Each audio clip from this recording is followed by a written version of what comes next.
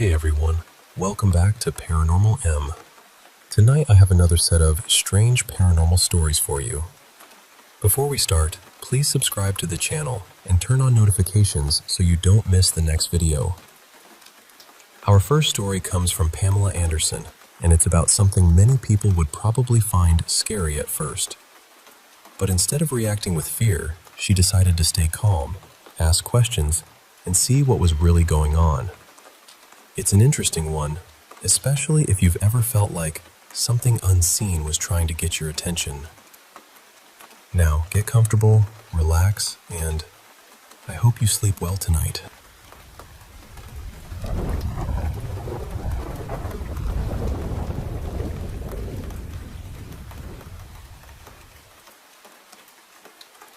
Last month, I had this moment that really shifted something in me.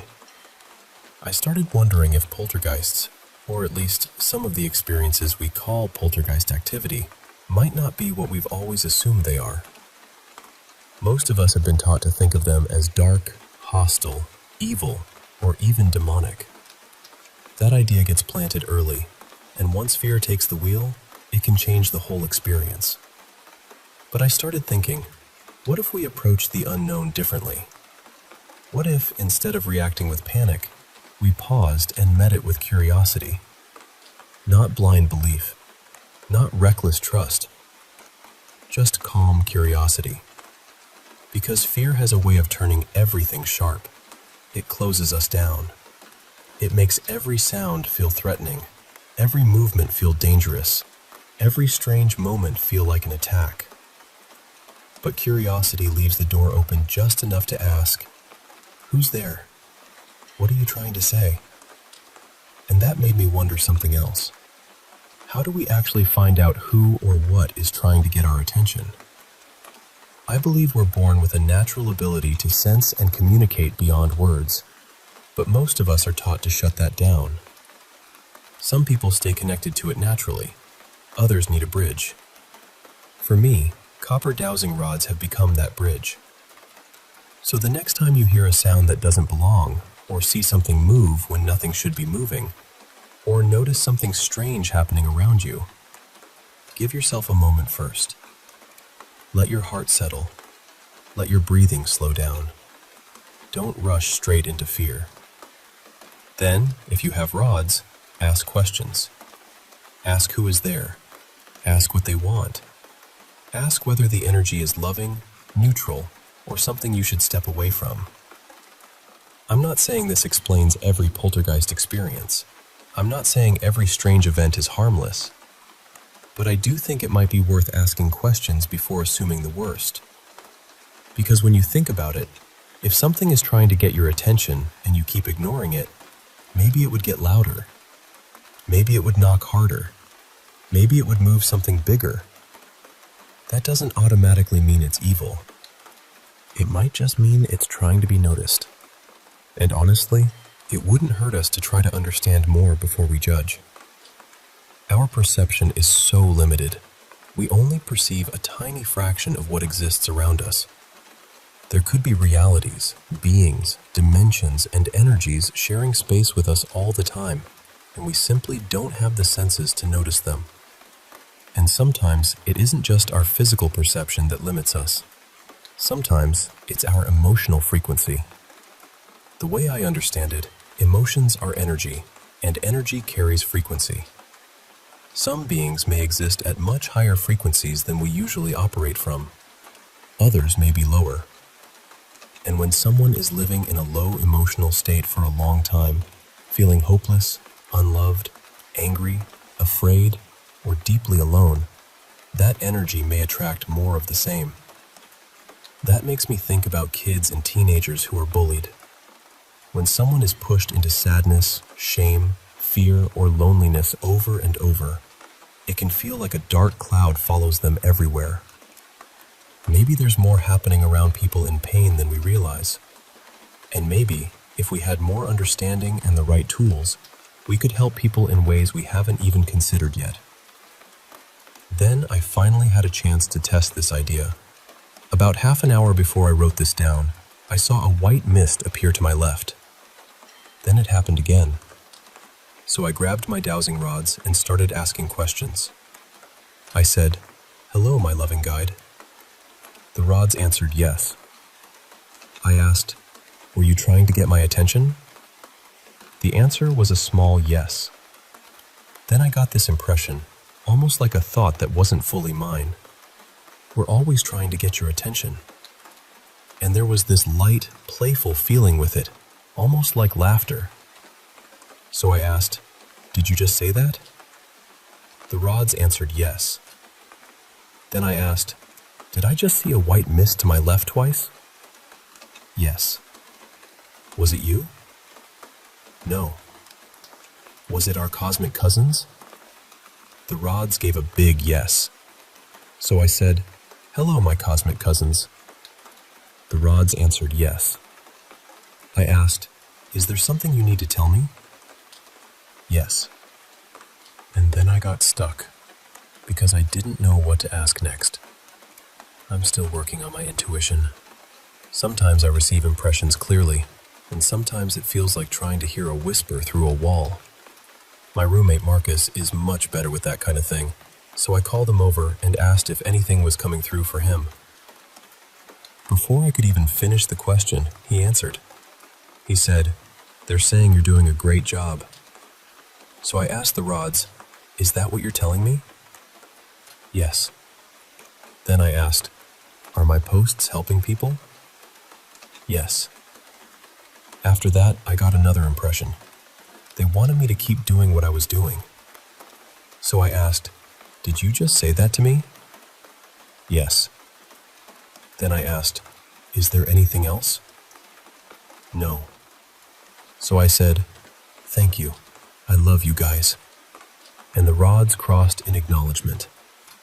Whether someone believes my experience or not, it taught me something important. Fear closes doors. Curiosity opens them.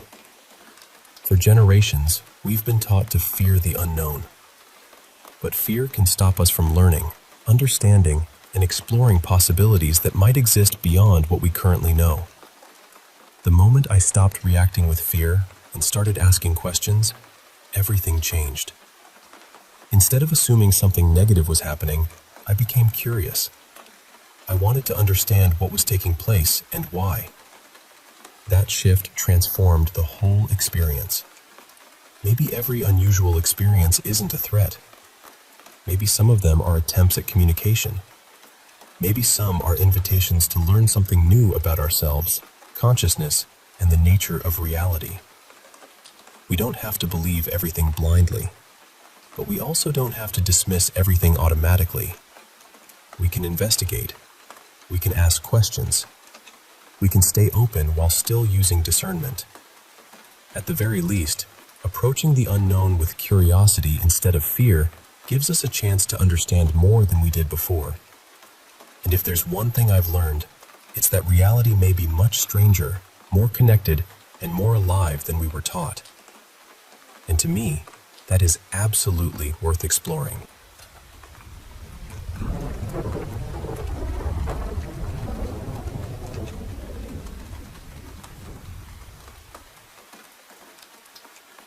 About a month ago, I got married in Samoa, and we stayed at Samoa Beach Resort in Mulifanua. It was beautiful, honestly. The wedding itself felt full of love, family, music, and that kind of happiness you wish you could bottle up and keep somewhere safe. But what happened the night after the wedding has stayed with me ever since. That evening, a big group of my family went into town to keep celebrating at a club. I wasn't in the van with them on the way back to the resort, but later on, one of my relatives told me what happened. Her husband, Sione, has always said he has the gift of sight. He says he's been able to see spirits since he was young, and in our family, people don't really laugh that kind of thing off.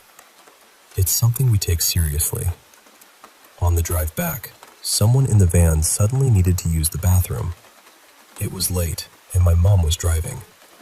She was about to pull over somewhere quiet when Sione suddenly told her, very firmly, not to stop. He told her to keep driving. Later, he explained that he could see people standing outside along the road, watching the van. But according to him, they weren't living people. They were spirits.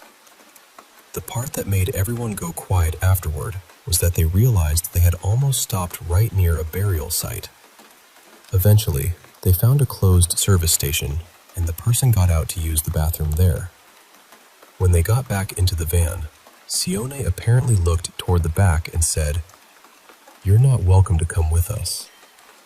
The next day, he said he believed 3 spirits had gotten into the van anyway and followed them back to the resort. He also said that once they arrived, he could feel even more spirits gathering around. He believed they were drawn to him because he could see them, and he said it became too much for him as the night went on. I didn't hear any of this until later. That same night, after sitting outside with family for a while, I went back to my room by myself.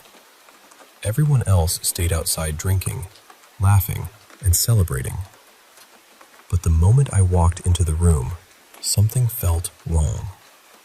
I can't explain it in a neat little way. It wasn't just fear. It was this heavy feeling, like the air had changed, like I wasn't alone. When I was younger, I used to sense things sometimes. I would feel presences around me, or know something was there without seeing it clearly. As I got older, I prayed for that ability to leave me, because I didn't want it. And over time, those experiences became very rare. So when that feeling came back in the room, it shook me. I put my AirPods in and tried to fall asleep, but I couldn't relax. I kept feeling like someone was walking around the room, watching me. While I was lying there scrolling on my phone, I kept getting this image in my mind of an older Samoan woman. She was short, with gray hair tied back in a bun. She was wearing a pulatasi, and she had a strong, solid build. I couldn't see her like a person standing in front of me, but the image kept pressing into my mind so clearly. The feeling got stronger and stronger until I started calling family members in other rooms because I really didn't want to be alone. Most people were asleep by then, so I kept calling my husband, who was still outside with everyone. My grandmother came in and out of the room a few times too, which helped a little. Then something happened that honestly unsettled me more than anything else. The room phone rang. I could barely hear it because my AirPods were in, so I ignored it at first. But my grandmother answered. She said, "Hello? Hello?" And then she realized it was my sister. My grandmother asked her why she had called our room. My sister sounded confused and said, "I didn't call you. Our room phone just started ringing, so I picked it up." Neither side had called the other. That was the moment I felt like whatever I had been sensing all night wasn't just in my head.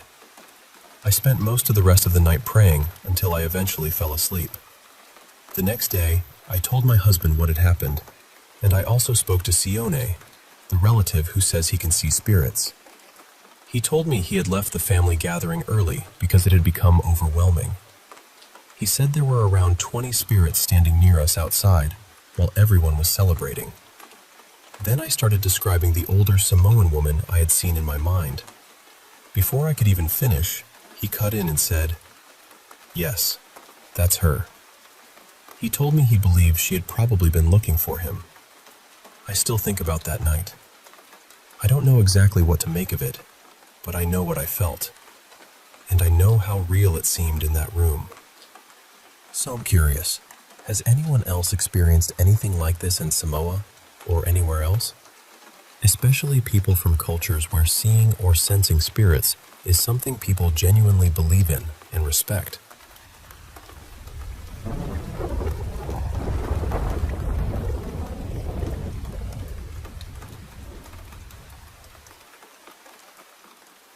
I figured I'd tell you about the first place I ever lived that felt genuinely haunted.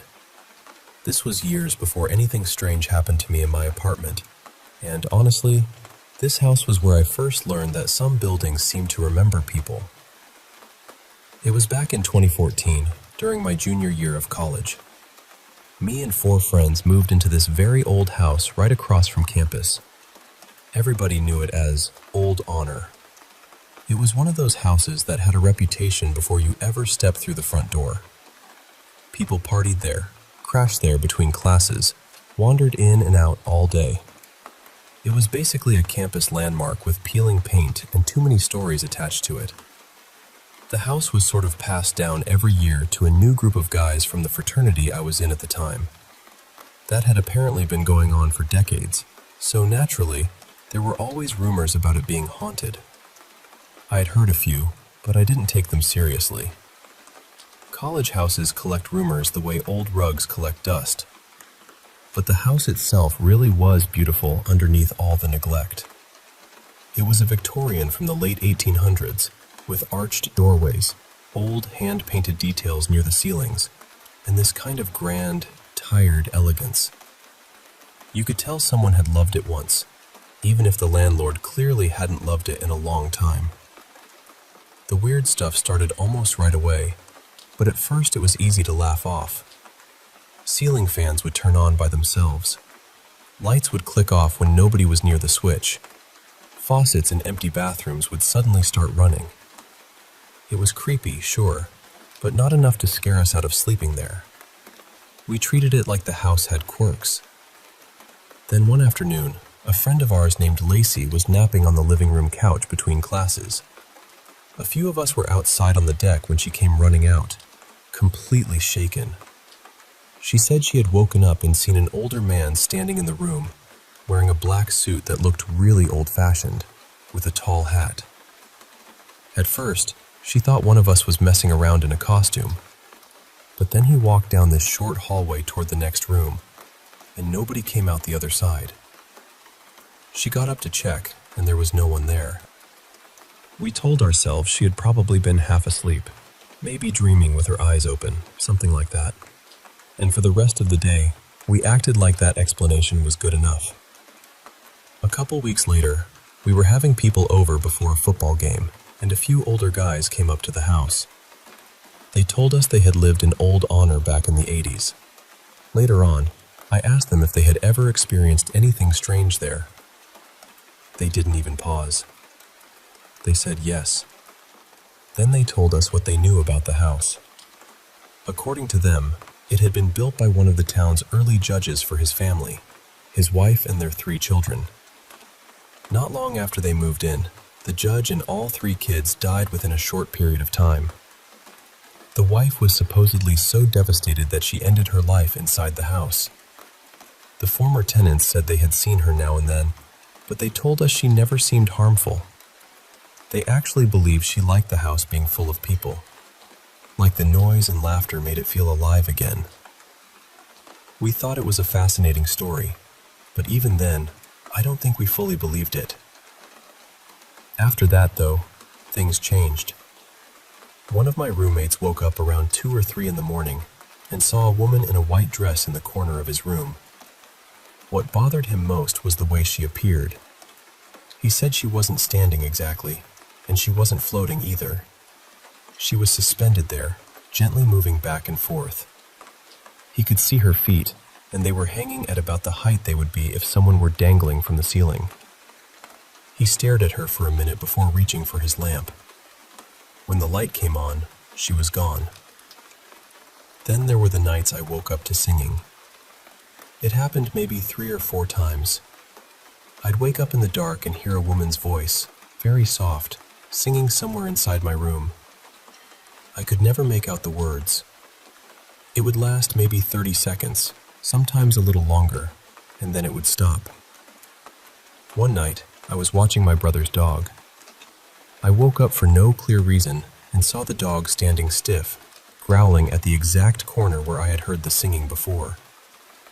That one stayed with me. We also had these old hook and eye locks on the bedroom doors, the kind you could only latch from inside the room. Twice, one of my roommate's doors ended up locked with nobody inside. There was no way to open it from the hallway.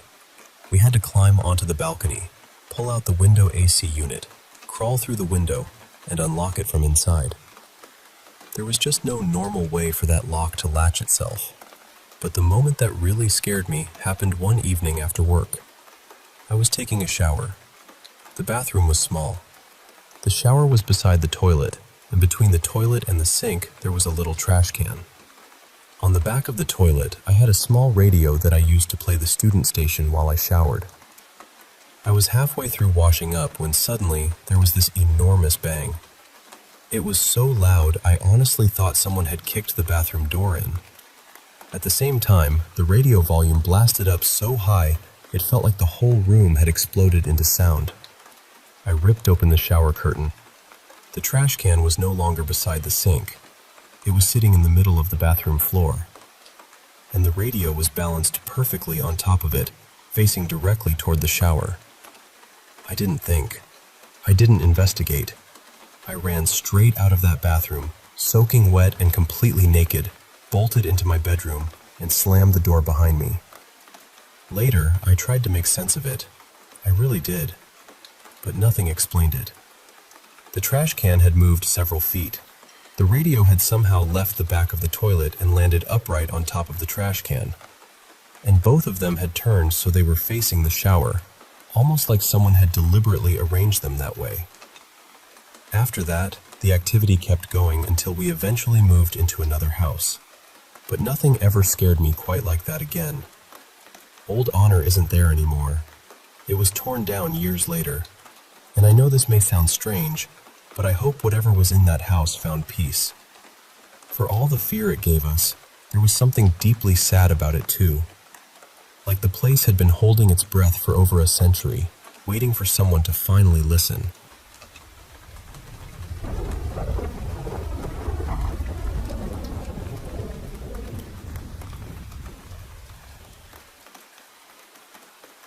I was about 16 when this started happening, and back then, I slept by myself in my own room. I didn't have a phone at the time, so once I was in bed, I was just there, alone. My mom's room was on the other side of the house, far enough that it felt like a whole different world at night. Every night, when it was time to sleep, I'd lie down, say my prayers, and try to calm my mind. But right when I was about to drift off, that's when it would happen. I need you to understand, I wasn't dreaming. I wasn't fully asleep. I would suddenly feel this presence close to me, almost hovering. My body would start tingling all over. My ears would feel blocked, and there was this sharp ringing sound, like a high-pitched noise pressing into my head. Then it felt like something was on top of me. Not just near me, on me. I couldn't breathe properly. It felt like I was being held down, like something was trying to suffocate me. And this didn't happen once. It happened night after night. I got so scared that I started leaving the bathroom light on and forcing myself to stay awake until morning. Eventually, my mom noticed and got upset because she thought I was just refusing to sleep.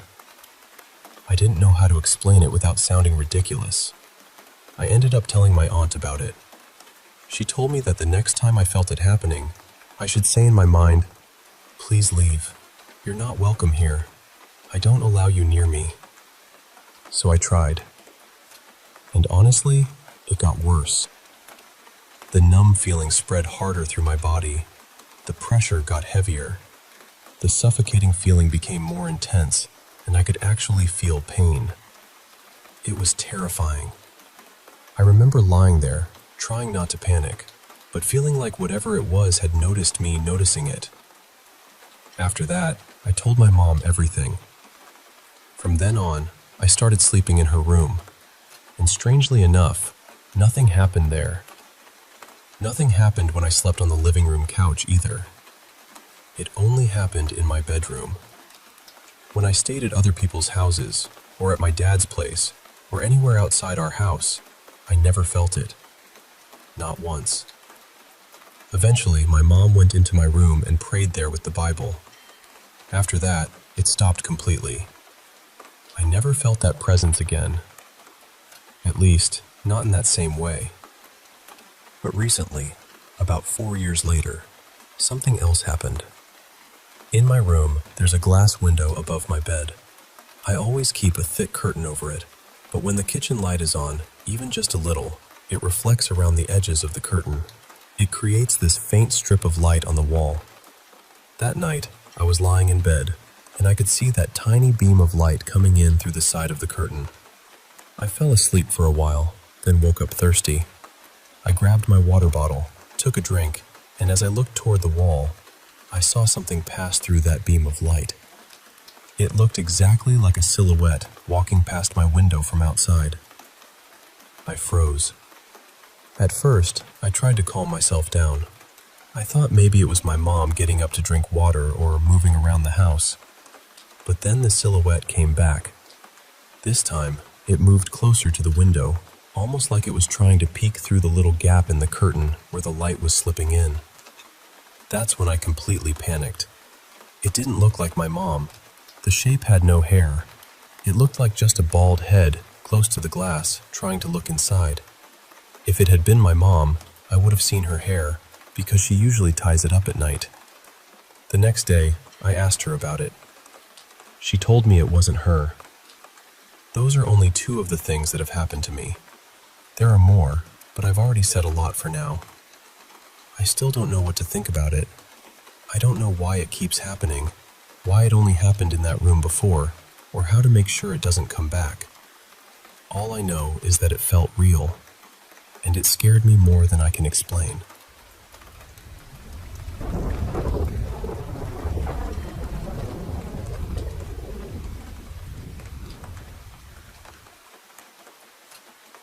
I want to start by saying this clearly. I love Jesus, and this story is part of the reason I eventually turned my whole heart toward Christ.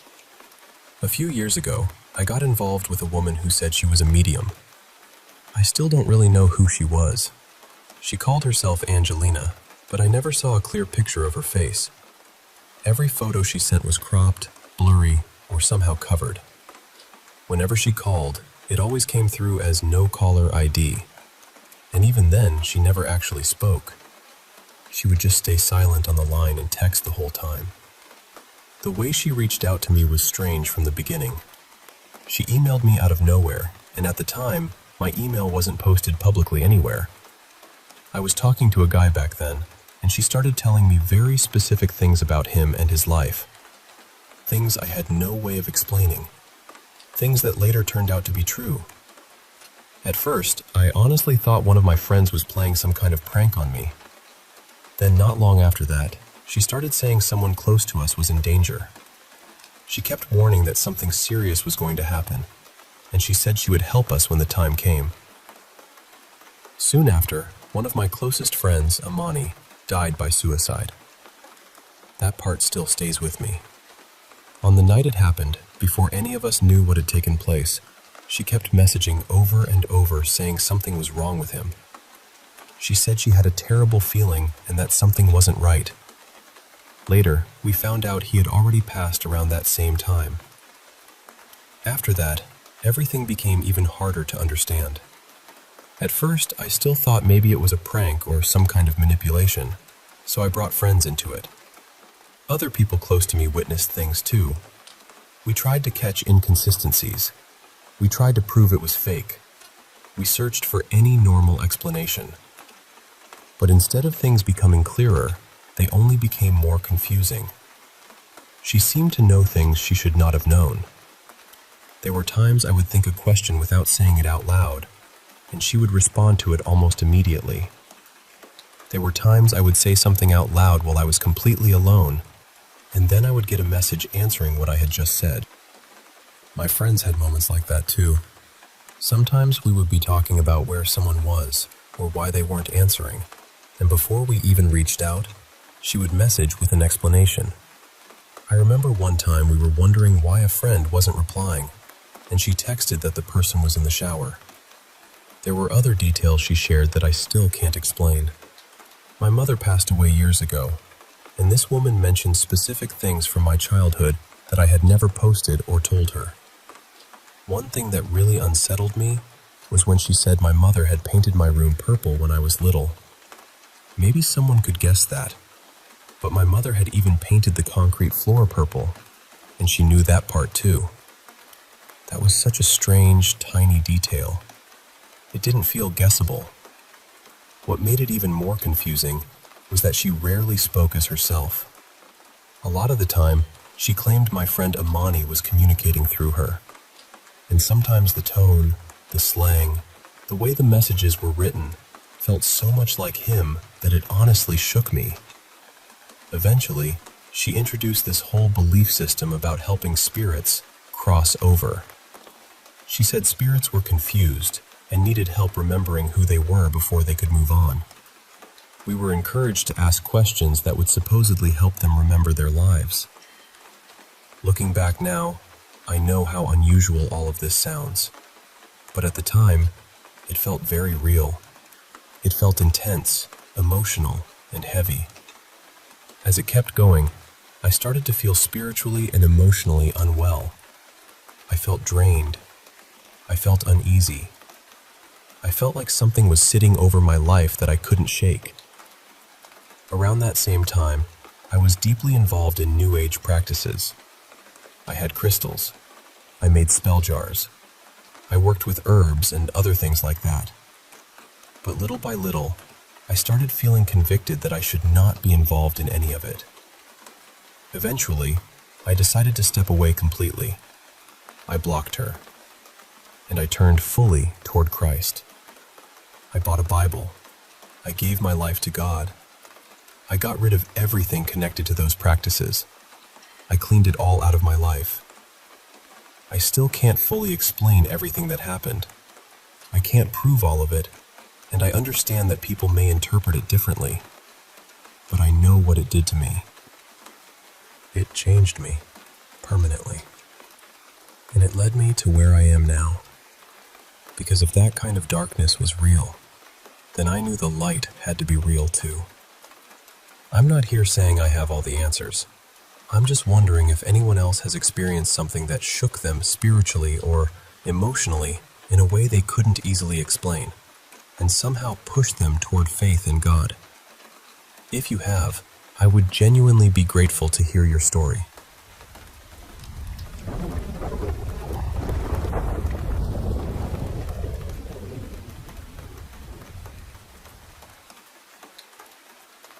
I only ever heard my grandpa tell this story when the weather turned mean. Not just rain tapping politely at the windows. I mean the kind of storm that made the whole house breathe differently. Thunder rolling so hard you felt it in your ribs. Lightning flashing through the curtains and turning the room pale for one strange second. Wind pushing against the chimney like something outside wanted an answer. That was when Grandpa would settle into his chair, lift one hand toward the fireplace, and say, "Put another log on, my little love. This is the night for that story." And I always knew which one he meant. He'd hold his tea close, stare into the fire, and say, "My mother told me this. She swore it happened to her grandfather when he was a boy, right here in New England, before people stopped believing the woods could keep secrets." Then he'd pause, because Grandpa knew how to let silence do some of the work. They had a cat, he'd say, a grand old tabby named Marushka, soft as a scarf and proud as a queen. One spring, she had kittens, 5 of them. 4 were pale and striped, but the last one was black. Not gray, not brown, black, like a corner of the room after the lamp goes out. He always looked at me then, just to make sure I hadn't drifted away. "And your old babushka," he'd say quietly. "She knew there was something wrong with that kitten." They lived in a pale green house near the woods, in a little town where nobody could say their last name right. The family name was Petrova, but most people just called them the Russians and left it at that. It was a good house most days. Nikolai, the father, taught numbers at the local college and could fix almost anything with wire, patience, and muttering. His wife, Elena, baked dark bread that made the whole street smell warm. And their son, 11-year-old Alyosha, was the kind of boy who rescued beetles from the sink and spoke to trees as if they might speak back. Marushka had been with them for years. She had survived the crossing from the old country, 2 bad winters, 1 flooded basement, and Alyosha's toddler years, which, according to Grandpa, proved she had the patience of a saint and the judgment of a general.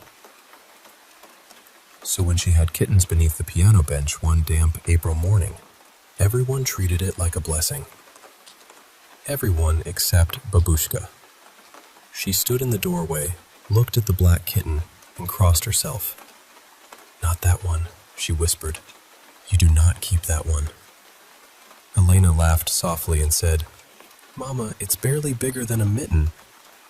But Babushka didn't laugh. She only tucked her hands into her sleeves and said, "Small doors are still doors." Of course, Alyosha chose the black kitten. Children always seem to pick the thing adults are afraid of.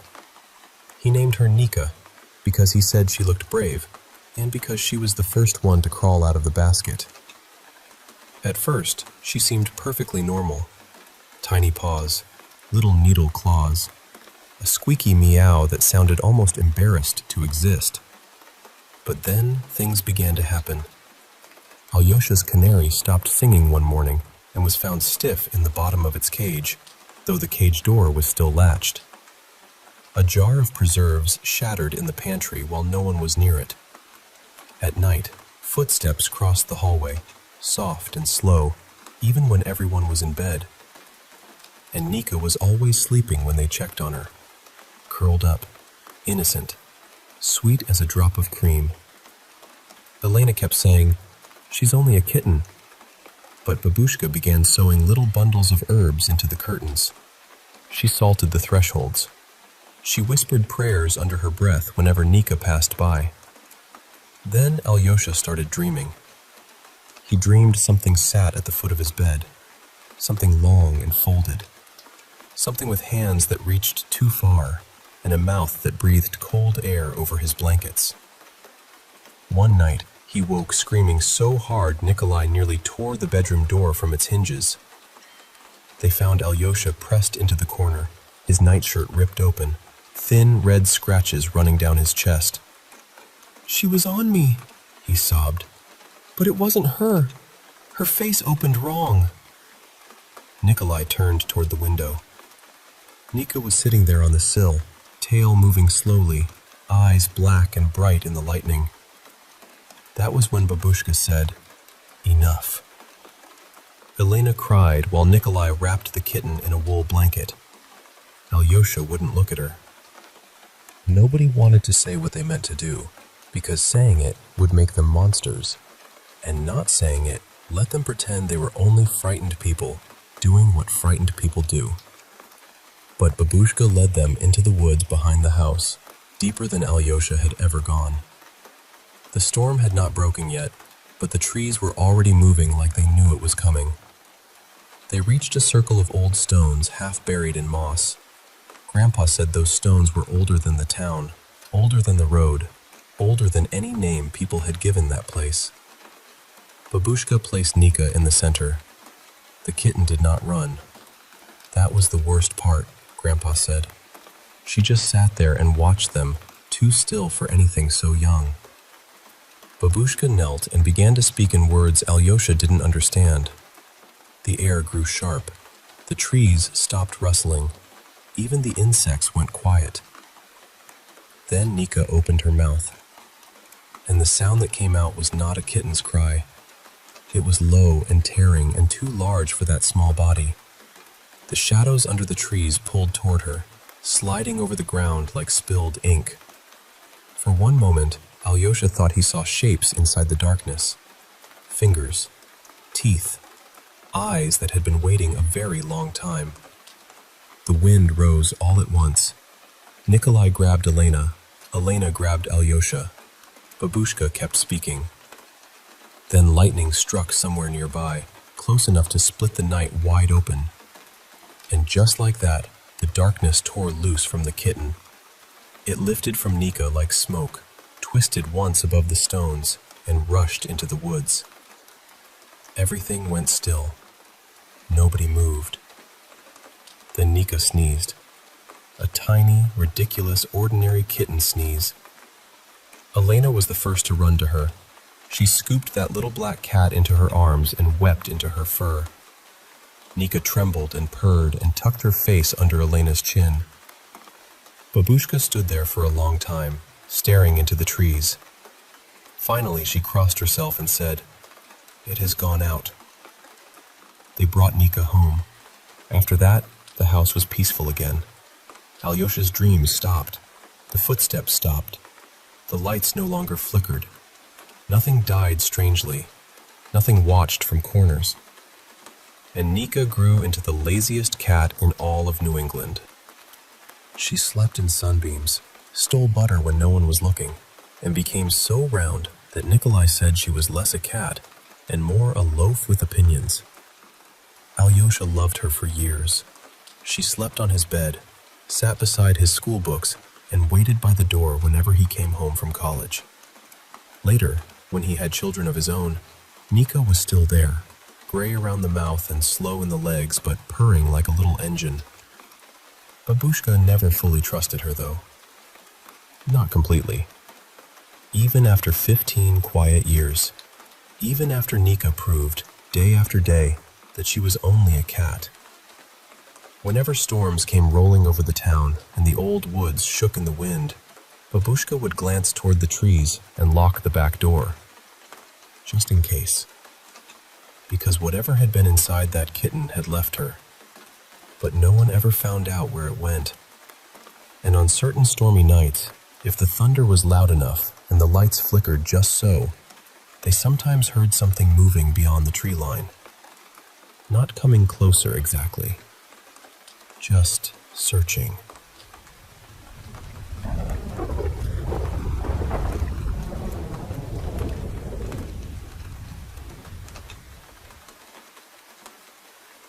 Hey, I want to share something that happened to me and my partner just before Father's Day. Something that's been really unsettling. And honestly, I think we're dealing with more than just a coincidence. It all started when we realized we were being followed for quite a while. At least 30 minutes, maybe longer. But we didn't catch it right away. The feeling of being watched, of someone, or something, right behind us was chilling, even though we didn't see anything at first. We made some quick decisions, took a few turns, and finally managed to lose the car that was tailing us before we got home. But that wasn't the end of it. Since that night, things have felt off. I keep seeing this shadowy figure in our front yard. Not just once, but regularly now. It's like it's waiting there, just watching. I've tried to ignore it, really tried. But then yesterday, something happened that shook me. I'd just come inside and was locking the door when suddenly, the doorknob was yanked the opposite way, like someone was trying to pull it open from the outside. For a moment, I just stared at the door, frozen. Then I managed to lock it again, but the unease didn't go away. My partner didn't see it, but when I told him, his face went pale, and he looked really uncomfortable. I asked if he felt anything strange, and he admitted feeling overwhelmed, like something bad was about to happen. Now, it's important to say, while I follow Wicca and am pretty open to these ideas, my partner's not sure how he feels about any of this supernatural stuff. So that reaction told me this was serious. Later, I had to step outside again. And there it was, the figure, standing near my partner's car. What's odd is that it seemed to be interacting with our neighbor's outdoor cat, who had wandered into our yard. The cat was just sitting there, staring up at the figure like they were communicating or something. It was such a strange sight, like something out of a dream. I didn't really connect the dots at the time, but then I remembered something from a couple of weeks before. About 2 weeks ago, we found a dead bird right next to our front steps. The strange thing was, it seemed like its heart had been removed, perfectly, like a small circle was cut out. There was no blood anywhere, which didn't make sense. We planned to bury it when we got back home, but when we returned, it was gone. No trace. We thought maybe a neighborhood cat had taken it, but that didn't add up. The neat hole and lack of blood just seemed too precise to be an animal. And now, looking back, I can't shake the feeling that it was connected to whatever this shadowy presence is. The weird thing is, I do believe we have a positive spirit watching over us too. Since moving in, I've caught glimpses of something good inside the house. At first, it startled me, but it always felt protective. There was even a night when our microwave malfunctioned and unplugged itself right as a fire almost started. If it hadn't done that, we might have lost the house. I'm convinced that was our guardian spirit stepping in, and I think it's the reason this negative entity hasn't been able to come inside, like it's keeping the bad one at bay. To protect ourselves, I've burned sage to cleanse the house, lit white candles to purify the space, and made protective charms for both of us. I'm avoiding putting salt down because we have pets inside, and I worry the neighborhood cats outside might ingest it and get sick. Instead, I'm planning to get some brick dust, which should be safer and still help keep unwanted energies away. So, that's where we're at. I'm really hoping this shadowy figure moves on soon, but I'm preparing as best as I can. It's scary, but I'm holding on to the belief that the positive energy in our home is stronger. I just wanted to share this with someone because it's been weighing on me a lot lately.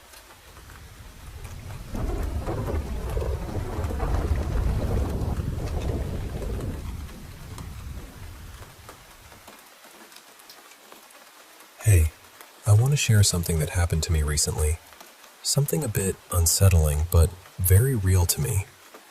So, my name's Jamie, and just this past month, I helped my uncle move into a new house. It was a pretty big deal for all of us, especially since my brother and I were the first to sleep over in the new place. Meanwhile, my uncle, aunt, and 2 of my cousins stayed back in the old house during the move. The whole process took about 3 days, and we spent 3 nights at the new house. Now, the strange part happened on the very last night, which was when my cousins decided to have a little sleepover with us in the new place.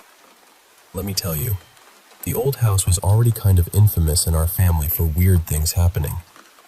My uncle would talk about objects disappearing only to reappear days later, and there were always these odd footsteps and voices echoing through the halls. Even my aunt, who's usually pretty skeptical about these things, admitted that it was really strange and hard to explain. I never really liked sleeping in that old place because, honestly, I always felt like something was there, something haunting the house. So I was pretty relieved to be in the new house for a change, thinking I was finally safe. But as it turns out, the weird stuff didn't stay behind. On the final night, around 3 a.m., one of my cousins, Sarah, let's call her that, came over to my bed. She looked pale and told me she was feeling sick, complaining about a stomachache. I helped her back to her room and stayed until she fell asleep, then went back to my own bed. But not long after, maybe 10 minutes in, I started hearing footsteps right above me. They were heavy, deliberate, and way too loud to be my cousins. They're just kids, 8 and 10 years old. Naturally, I got out of bed to check on Sarah, worried she might be up or feeling worse. I quietly checked both my cousins' rooms and found them both sound asleep. That's when the hairs on my neck stood up. How could there be such loud footsteps if no one was moving? I tried to shake off the unease and went back to bed, but barely 10 minutes later, a loud whooshing noise came from downstairs. At first, I thought it might be the wind or something falling, so I waited, hoping it would stop. But it didn't. The sound went on and on, like something powerful moving around the main floor. I couldn't ignore it, so I crept down the stairs, heart pounding in my chest. When I reached the living room, I saw the vacuum cleaner was somehow on, humming loudly on its own. I quickly scanned the area. No one was there. Not a single soul. I unplugged the vacuum, feeling a chill run down my spine, and hurried back upstairs, praying that was the last weird thing for the night. But it wasn't. Around 3:45 a.m., my other cousin, Clara, started calling out Sarah's name, her voice trembling. I got up again to check on Clara, who looked shaken. She said she'd had a nightmare, which seemed normal enough given we were all in a new house without our parents. But what she described was far from an ordinary nightmare. She said she saw a tall man standing silently in her doorway, just staring at her. The image was so vivid and disturbing that I could tell it really scared her.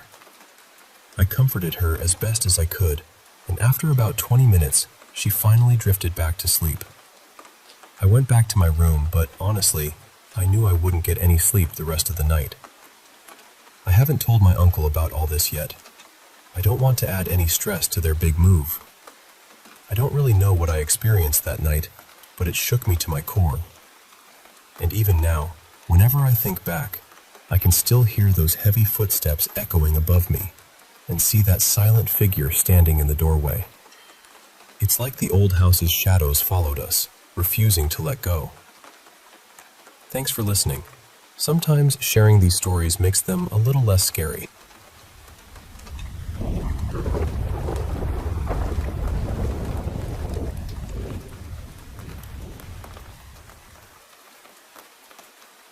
Hey, I want to share something that's been really weighing on me lately, about a close friend of mine.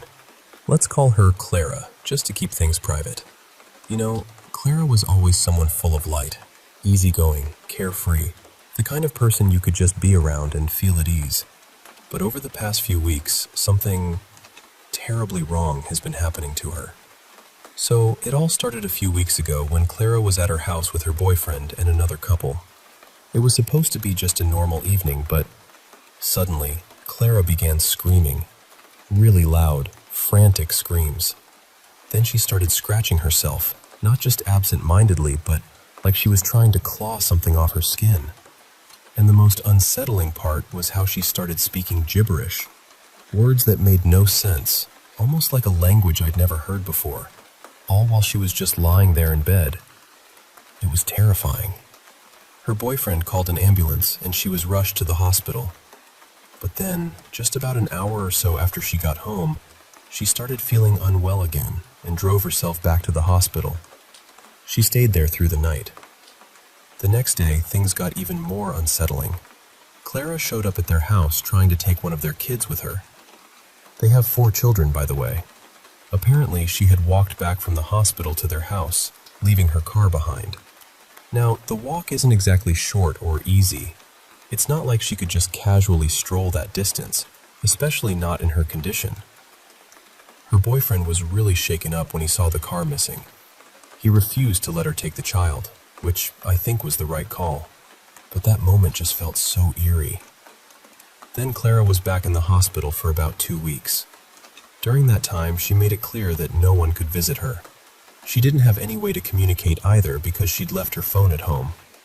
It was like she was completely cut off. When she finally got out, she was discharged with medication for new health problems. Turns out she had suffered a heart attack and a stroke, and she's only 29. Before all this, being around Clara was so easy, so lighthearted. But now, it's like she's not herself. Like something else is pretending to be her.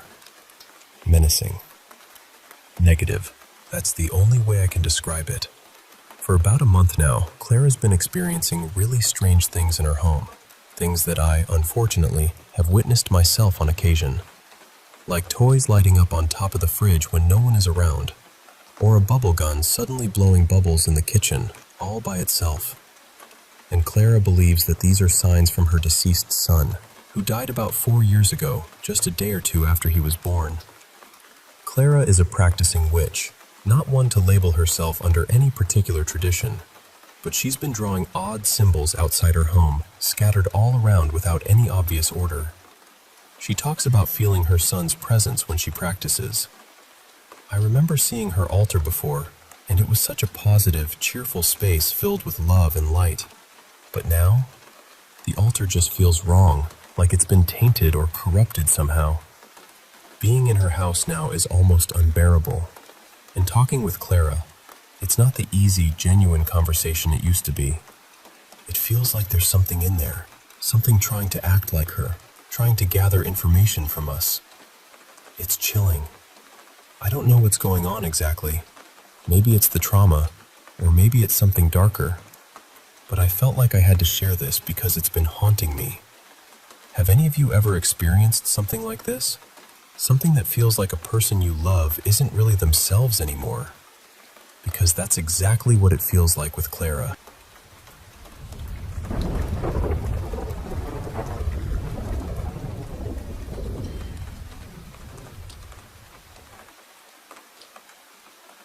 Today, I want to share this really strange experience I had on the Beijing subway recently. So here's the background first. I just landed this amazing new job last month after leaving my terrible old employer. You know, the kind of place where you're stuck in a 996 schedule? That's working from 9 in the morning until 9 at night, 6 days a week. Absolutely exhausting. But now my schedule is way better, and honestly, everything feels perfect. Except for one thing. The IT department I'm working for is located so far from my apartment. My daily commute is a bit of an ordeal. I have to hop on line 1, then switch to line 9, and finally transfer to line 16 to get to the office. It's a long trip. Fortunately, my manager is really understanding. Usually, I get to work in a different department's office that's much closer. But because of this ongoing COVID-19 situation, starting last week, we were told to work strictly from our own offices. So now I'm forced to make this long subway commute every day, which is, well, it's tiring to say the least. Now, here's the thing. Aside from the long hours underground, I actually don't mind the subway trip that much. There's this one part of the route that I genuinely enjoy. The transfer tunnel between line 9 and line 16 at the National Library station. It's super cool. Unlike older subway tunnels built in the 90s, this one is spacious and beautifully designed.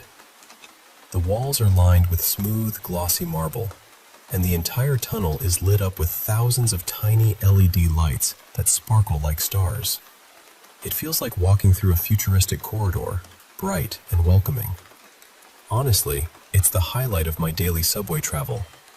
I often find myself slowing down just to take in the atmosphere, watching the light reflections dance along the polished floors. But last Wednesday, something felt off. When I got to the transfer point from line 9 to line 16, I had this nagging feeling that I hadn't passed through that beautiful, shining tunnel at all. It struck me because I always remember walking through it. It's become kind of my little daily joy. But this time, I had no memory of it. I kept trying to picture myself walking through those glossy marble walls, but it was like the tunnel had vanished. When I finally got to the office that day, this weird feeling just wouldn't leave me. My mind was foggy, and I couldn't focus on work. I kept thinking, how did I get from line 9 to line 16 if not through that tunnel? And then, bit by bit, some hazy memories started to come back, but they weren't of that beautiful tunnel. Instead, I remembered walking through a narrow, dimly lit tunnel. It was crowded with people, and I felt pushed and squeezed by the slow-moving crowd. The tunnel looked old, like one of those grim 90s-era stations. The walls were dull and worn, and the lighting was this harsh, flickering fluorescent tube light. It was cold and damp. The air felt heavy and unwelcoming. What really got me was the feeling of being rushed and shoved forward by the crowd. I didn't stop or look around. I was just swept along. And here's the thing. I have never seen that kind of tunnel at National Library Station before. That station is new and modern, so an old, grimy tunnel like that just doesn't fit. It felt totally out of place.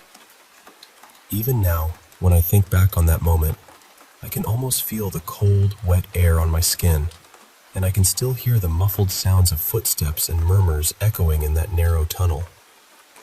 It's such a strange sensation, like I stepped into a completely different world for a few minutes.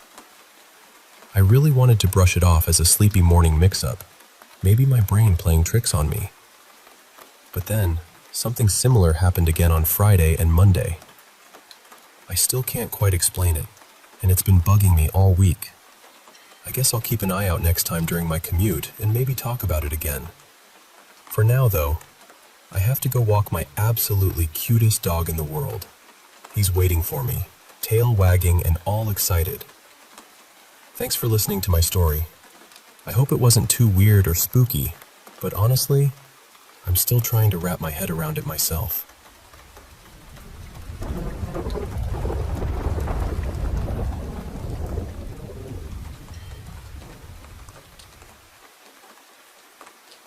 Hey, I to share with you a story that's been with me for years, something that really shook my family and me to the core. It's about a night when the ordinary world we knew slipped away, and something unexplainable stepped in. This happened in Connecticut, where I grew up, around the time Ed Warren had just passed or shortly after.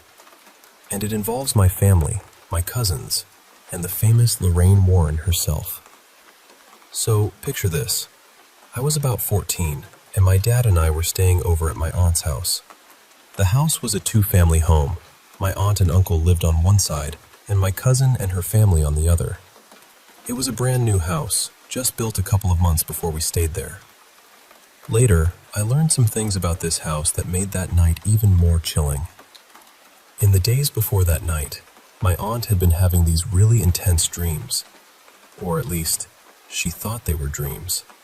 Every night, a little boy would appear to her, trying to lead her out of bed. She said the outside of the house was glowing with this unbelievably bright light that poured through the windows. So bright, she couldn't even see outside clearly. And that little boy, he kept trying to lead her outside, like he was beckoning her somewhere. The next mornings were always strange. My uncle would find my aunt passed out in odd places. The bathroom floor, the living room, even once in the garage.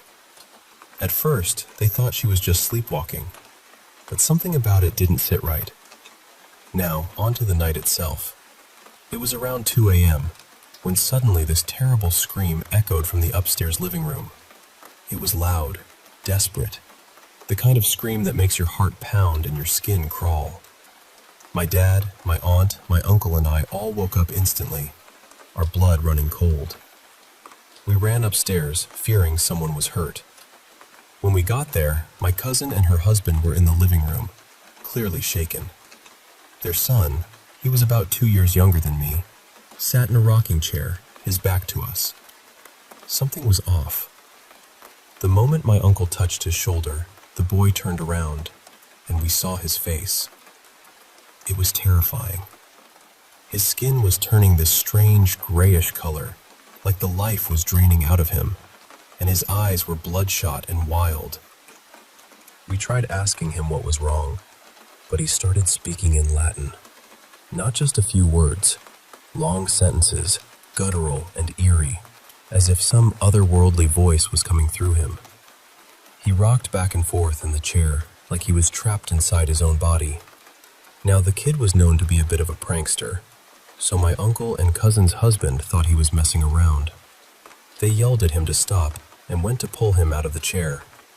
But the moment they touched him, he screamed again, this time louder, more guttural, with those wild eyes rolling back into his head. The room was thick with fear. We didn't know what to do.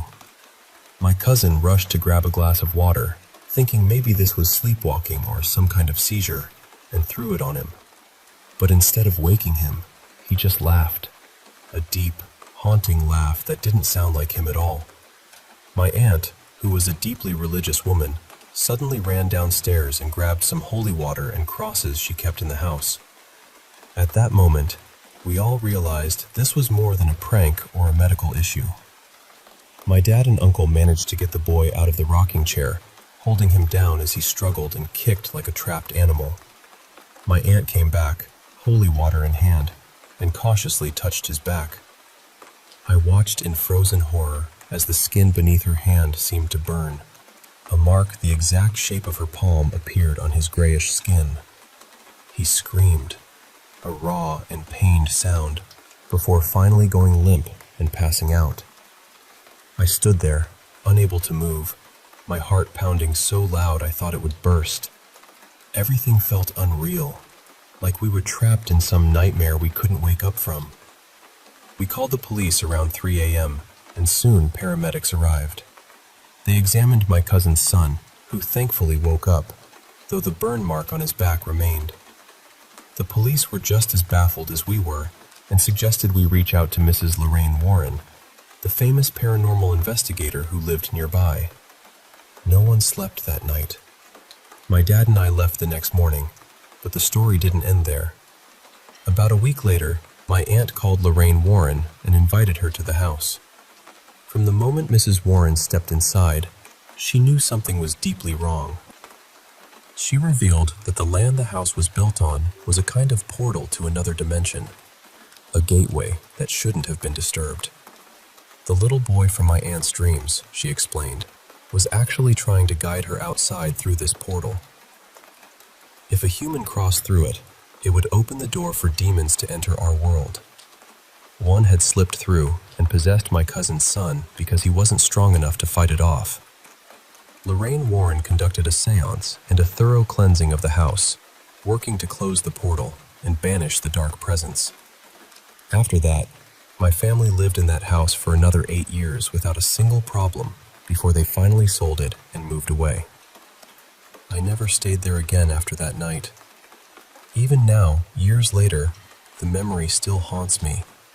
That terrifying scream, the burning mark, and the feeling of something cold and evil creeping into our lives. It's a reminder that sometimes the world we know is just a thin veil over something much darker.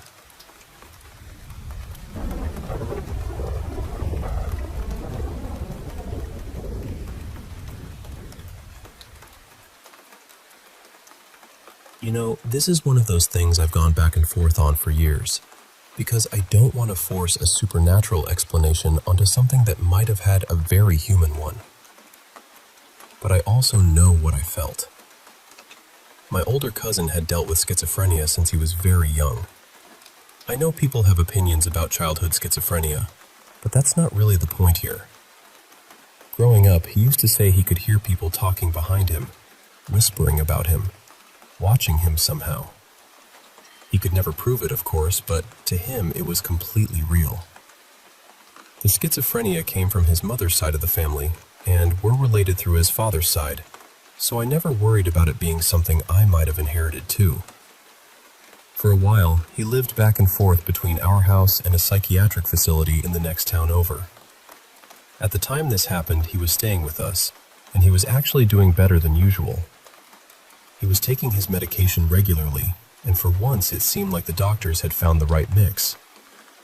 We didn't have a spare room, so we turned part of the dining room into a little makeshift bedroom for him.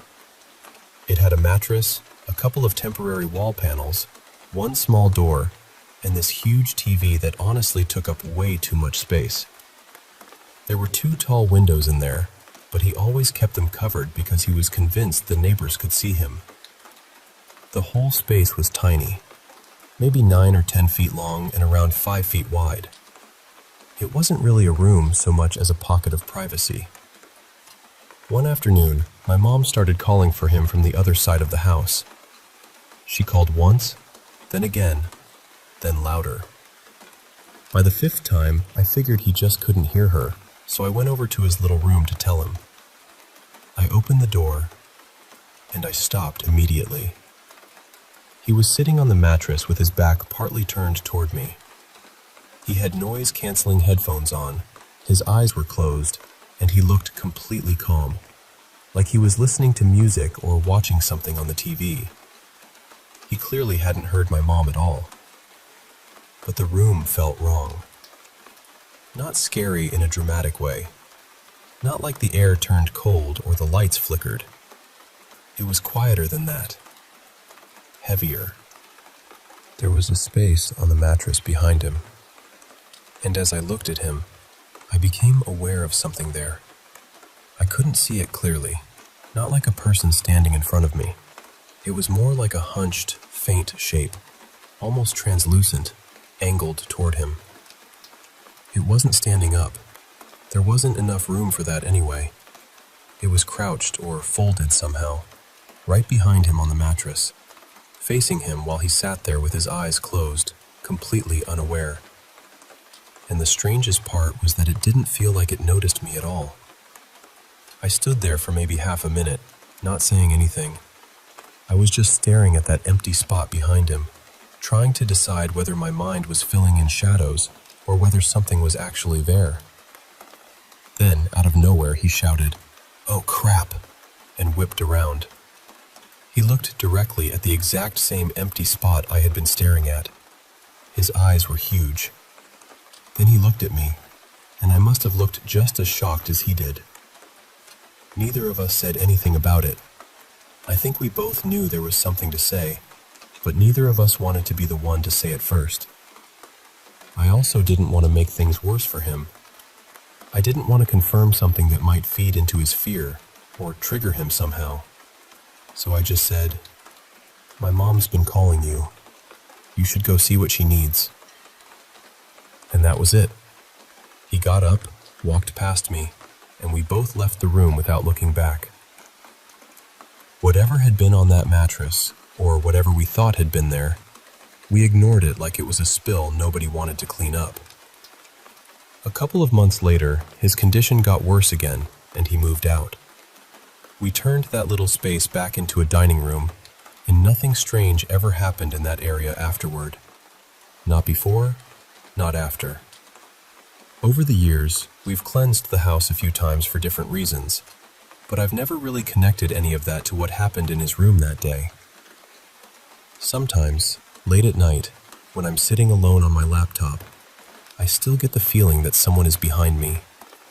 Not often, but enough that I notice. I don't usually feel threatened by it. My general rule is, if they don't bother me, I don't bother them. Although I will say, there are certain private moments where I mentally give any unseen guests a fair chance to leave the room. Boundaries matter, even with the dead. My family believes in spirits. We believe people can linger after they pass, but we don't believe in demons, and I don't use that word for what my cousin and I sensed. That idea was never part of how I was raised, and it doesn't feel right to me. Maybe it was nothing. Maybe my cousin was having a bad moment, and I picked up on his fear. Maybe I imagined a presence because I already knew the things he struggled with. But then again, he turned around and looked at the exact spot I had been staring at. And after all these years, that's the part I still can't explain.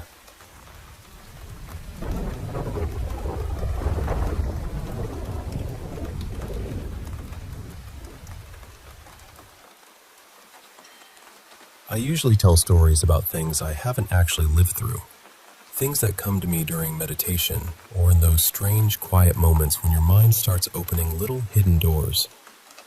But this one is different. This happened to me for real when I was around 12 years old, and even now, years later, my family still brings it up from time to time. I want to say this clearly before I begin. I still don't know what that man was. Maybe he was just a very strange, unsettling person. Maybe there was something wrong with him. Or maybe he was something else entirely. I'm not here to force one answer. I'm just going to tell you exactly how it felt. At the time, we were living in a small mountain town in Greece. It was the kind of place where everybody knew everybody, where news traveled faster than the wind, and where the mountains always seemed to be watching from the edges of town. Ever since I was little, I had always been drawn to the paranormal. Spirits, aliens, strange energies, old stories, all of it fascinated me. I wasn't obsessed in a dramatic way, but I always felt like there was more around us than people were willing to admit. One evening, it was early autumn, probably late September. My grandmother, my mother, and I decided to go for a walk. It was around 6 in the evening, still light outside, but the sun was starting to soften. We chose a road that climbed up toward the mountains. That road was beautiful, honestly. Dense trees on both sides, insects buzzing in the brush, the smell of dry earth and leaves, and farther up, you could sometimes hear sheep or goats from nearby farms. If you kept walking long enough, the road opened into this wide view where you could see the whole town below you. It wasn't a famous hiking spot or anything like that. It was just one of those places locals knew. There were also stories about that area. People used to whisper about fairies in the woods, strange beings, lights, presences. I wouldn't exactly call it haunted, but even as a child, I could feel something there. The air felt different, almost charged. Years later, when I got deeper into meditation, and started exploring the idea of communicating with extraterrestrial consciousness. I would sometimes think back to that mountain. I know how it sounds, but I always had this feeling that the area was somehow connected to something. Maybe not a literal base hidden underground, though that thought did cross my mind. More like a place where the veil was thin, where messages could pass through more easily. Anyway, that evening started normally. We were walking and talking, just like we always did. We passed a couple of people from town, exchanged greetings, and everything felt ordinary. Peaceful, even. But the farther we went, the quieter it became. At some point, there were no voices, no people, no movement around us. Just the road, the trees, and the three of us. That didn't scare us at first. We knew the area. We had lived there our whole lives. Then the feeling changed. It was sudden. The whole atmosphere seemed to tighten. A few seconds later, we heard heavy footsteps coming from ahead of us. Not human footsteps. Dogs. Large dogs. And in that area, dogs were not cute little pets trotting around with ribbons on their collars. These were huge guard dogs that farmers kept to protect their animals. They could be aggressive, especially if they didn't know you. The road was narrow, so we couldn't really move aside. We had two choices: keep going and hope the dogs were controlled, or turn around and go home. We stopped for a moment, trying to decide what to do. Then a man appeared. He came out from the shadows of the trees, holding 3 massive dogs. I remember him being tall, maybe around 180 meters, thin, with dark hair and dark eyes. He was wearing a large, heavy coat that looked too bulky for the weather. There was nothing visibly monstrous about him. He didn't have some terrifying face or dramatic evil expression. But the moment I saw him, something in me went cold. Everything about him felt wrong. My grandmother, who was not exactly known for being calm in stressful situations, stopped a little ahead of us. She was close enough to speak to him, so she called out and asked him to hold the dogs tightly so we could pass safely. He didn't answer. He didn't even look at us. That alone was strange. In a town that small, people respond. Even strangers respond. Even if he had been a tourist, even if he didn't speak our language, there should have been some kind of reaction. A glance, a nod, a confused expression, anything. But there was nothing. My grandmother tried again, more politely at first. She asked him to please pull the dogs closer. Still nothing. The dogs were there, huge and tense, and he just kept standing with his eyes lowered, staring at the ground. After a few minutes, my grandmother started getting frightened and angry. She raised her voice. Then she started yelling. She used some harsh words too, which maybe wasn't the best idea, but we were scared, and she was trying to protect us. Still, the man gave absolutely no reaction. That is the part I can't explain. He didn't blink in surprise. He didn't look annoyed. He didn't look embarrassed. He didn't look angry. He didn't look humanly uncomfortable in any way. His eyes stayed fixed on the ground. His face was completely blank, like stone. Not peaceful, not distracted, not shy. Empty. And he kept moving slowly toward us. I know someone could say maybe he was rude, or maybe he had social issues, or maybe he simply didn't want to interact. But this was different. Even the most introverted person alive would react if an elderly woman was yelling at them and a terrified child was crying nearby. But he didn't. It was like we were invisible to him, or like he was physically there, but whatever was inside him wasn't fully present. That sounds dramatic, I know, but standing there, watching him come closer with those dogs and that expressionless face, it felt robotic, unnatural, like the rules of normal human behavior had quietly stepped out of the room. Eventually, we realized we couldn't risk passing him, so we turned around and ran. We ran all the way back down the road toward home, shaken and breathless, and none of us knew what to say at first. To this day, I'm not claiming he was definitely an alien or a spirit or anything like that. I don't know what he was. But I do know this. Something about him was not right. And out of all the strange feelings I've had in my life, that encounter on the mountain road is still one of the most disturbing things I've ever experienced.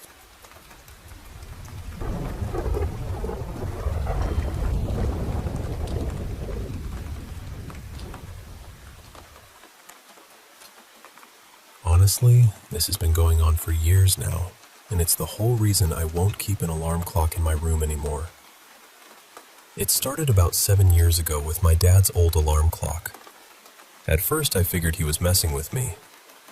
It would happen on the first night I was home alone, and I'd just go into his room, unplug the thing, and try not to think too much about it. But then it started happening the day after I'd been home alone, and from what I knew, that alarm clock wasn't some fancy programmable thing. You could set one daily alarm, and that was basically it.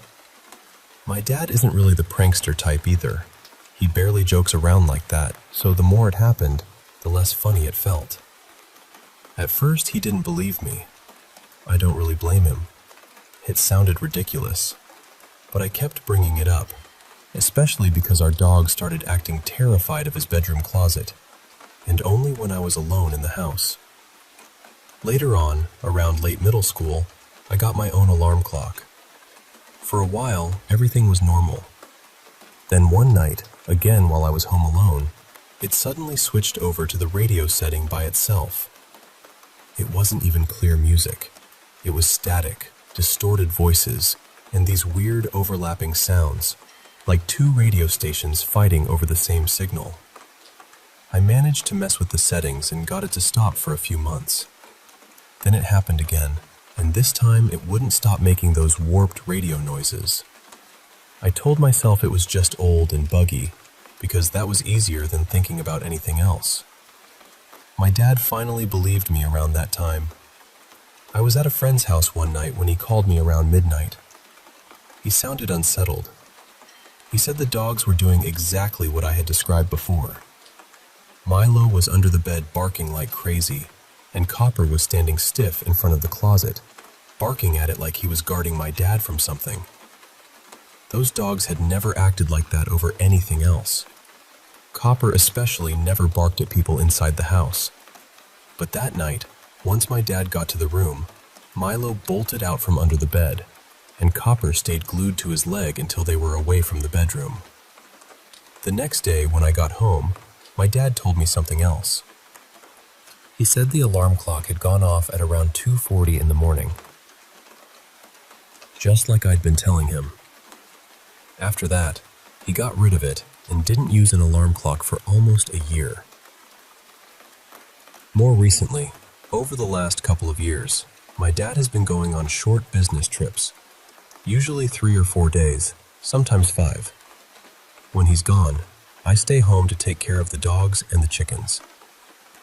He has a newer alarm clock now. It has gentle sound settings, like rain, ocean waves, soft music, that kind of thing.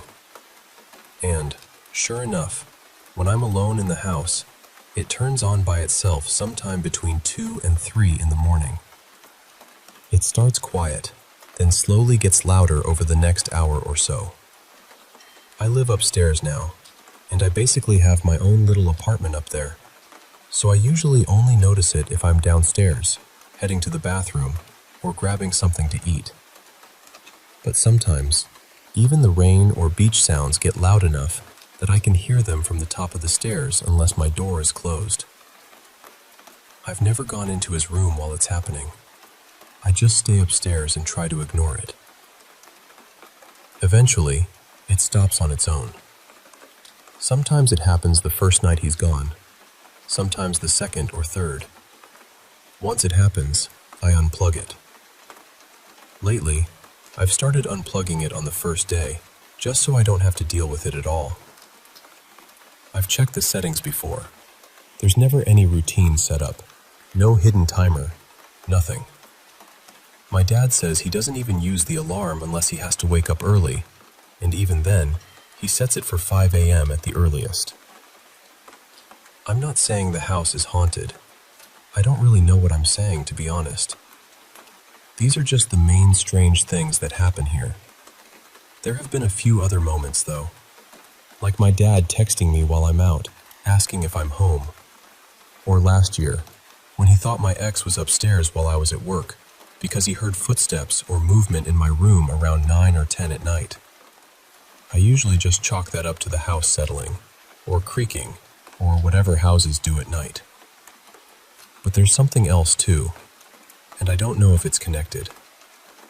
This part stopped years ago, probably around 12 years back.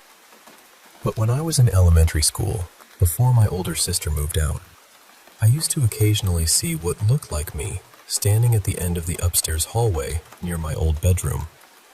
At the same time, my sister claimed she kept seeing a man standing in front of my door at night. She said he looked like an uncle on her mom's side who had passed away, someone she had been close to. I never saw him myself. For a while, we didn't really believe each other. Then one night, I saw my sister from my room.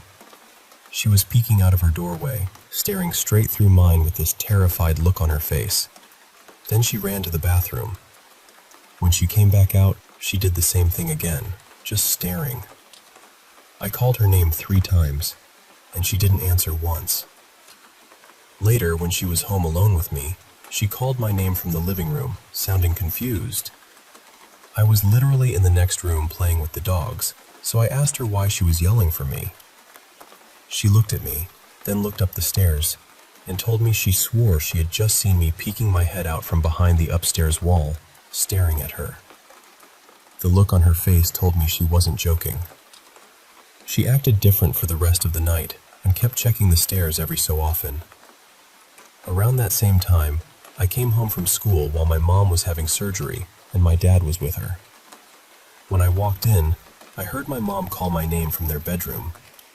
I thought it was strange, but I figured maybe the surgery had ended early and my dad had gone to work.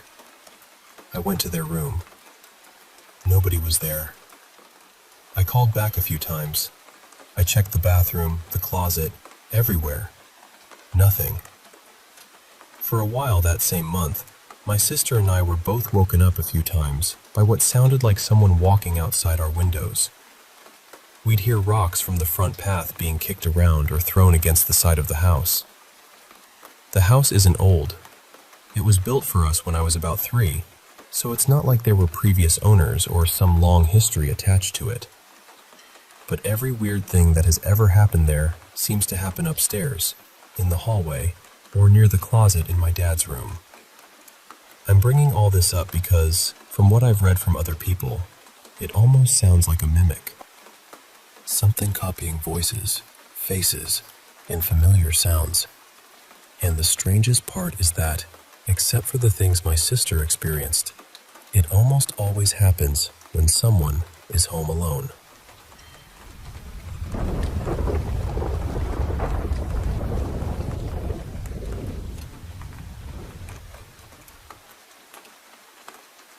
Hey, I want to share with you a story that's been with me for years. Something that really shook my family and me to the core. It's about a night when the ordinary world we knew slipped away, and something unexplainable stepped in. This happened in Connecticut, where I grew up, around the time Ed Warren had just passed, or shortly after.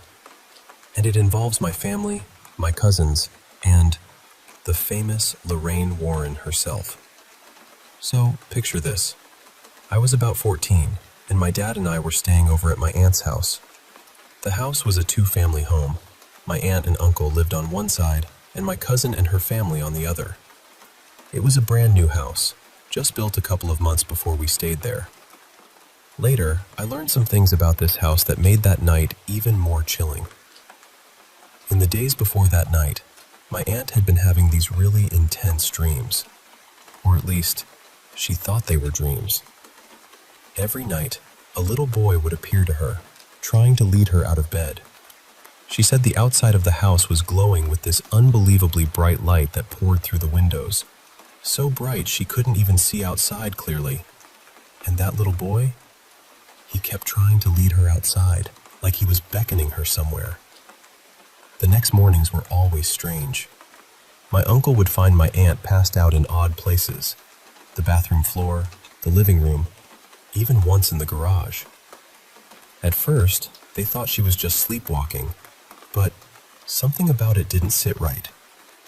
Now, on to the night itself. It was around 2 a.m. when suddenly this terrible scream echoed from the upstairs living room. It was loud, desperate, the kind of scream that makes your heart pound and your skin crawl. My dad, my aunt, my uncle, and I all woke up instantly, our blood running cold. We ran upstairs, fearing someone was hurt. When we got there, my cousin and her husband were in the living room, clearly shaken. Their son, he was about 2 years younger than me, sat in a rocking chair, his back to us. Something was off. The moment my uncle touched his shoulder, the boy turned around, and we saw his face. It was terrifying. His skin was turning this strange, grayish color, like the life was draining out of him, and his eyes were bloodshot and wild. We tried asking him what was wrong, but he started speaking in Latin. Not just a few words, long sentences, guttural and eerie, as if some otherworldly voice was coming through him. He rocked back and forth in the chair, like he was trapped inside his own body. Now, the kid was known to be a bit of a prankster, so my uncle and cousin's husband thought he was messing around. They yelled at him to stop and went to pull him out of the chair. But the moment they touched him, he screamed again, this time louder, more guttural, with those wild eyes rolling back into his head. The room was thick with fear. We didn't know what to do. My cousin rushed to grab a glass of water, thinking maybe this was sleepwalking or some kind of seizure, and threw it on him. But instead of waking him, he just laughed. A deep, haunting laugh that didn't sound like him at all. My aunt, who was a deeply religious woman, suddenly ran downstairs and grabbed some holy water and crosses she kept in the house. At that moment, we all realized this was more than a prank or a medical issue. My dad and uncle managed to get the boy out of the rocking chair, holding him down as he struggled and kicked like a trapped animal. My aunt came back, holy water in hand, and cautiously touched his back. I watched in frozen horror as the skin beneath her hand seemed to burn. A mark the exact shape of her palm appeared on his grayish skin. He screamed, a raw and pained sound, before finally going limp and passing out. I stood there, unable to move, my heart pounding so loud I thought it would burst. Everything felt unreal, like we were trapped in some nightmare we couldn't wake up from. We called the police around 3 a.m., and soon paramedics arrived. They examined my cousin's son, who thankfully woke up, though the burn mark on his back remained. The police were just as baffled as we were, and suggested we reach out to Mrs. Lorraine Warren, the famous paranormal investigator who lived nearby. No one slept that night. My dad and I left the next morning, but the story didn't end there. About a week later, my aunt called Lorraine Warren and invited her to the house. From the moment Mrs. Warren stepped inside, she knew something was deeply wrong. She revealed that the land the house was built on was a kind of portal to another dimension, a gateway that shouldn't have been disturbed. The little boy from my aunt's dreams, she explained, was actually trying to guide her outside through this portal. If a human crossed through it, it would open the door for demons to enter our world. One had slipped through and possessed my cousin's son because he wasn't strong enough to fight it off. Lorraine Warren conducted a seance and a thorough cleansing of the house, working to close the portal and banish the dark presence. After that, my family lived in that house for another 8 years without a single problem before they finally sold it and moved away. I never stayed there again after that night. Even now, years later, the memory still haunts me. That terrifying scream, the burning mark, and the feeling of something cold and evil creeping into our lives. It's a reminder that sometimes the world we know is just a thin veil over something much darker.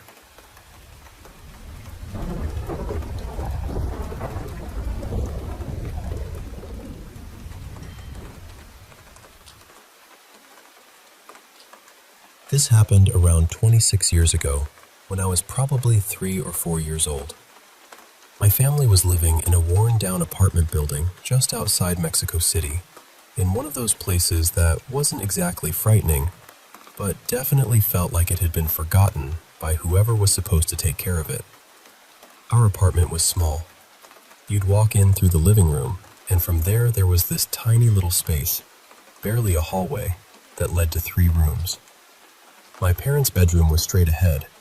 My room was off to one side, and the bathroom was on the other. At that age, I apparently had a hard time staying in bed. My mother used to tell me I'd get up after bedtime, wander around, or just lie there wide awake and cheerful, greeting her like sleep was a rumor I had no intention of believing. So one night, after struggling to get me settled, she left my bedroom door open while she finished getting ready for bed. She wanted to keep an eye on me from the hallway. My father was already in their room, lying in bed with a book. At some point, my mother went into the bathroom to wipe things down quickly before going to sleep. While she was in there, she glanced across the little hallway into my bedroom, and she saw a child standing at the foot of my bed. He was dressed in white, just standing there quietly, looking toward her. At first, she thought it was me. She was ready to step out and tell me to get back under the covers. But when she moved into the hallway, she saw me lying in bed, asleep, my head on the pillow. The child was still standing there. She didn't describe it as terrifying. That's the part that always stayed with me. She never told the story like a horror story.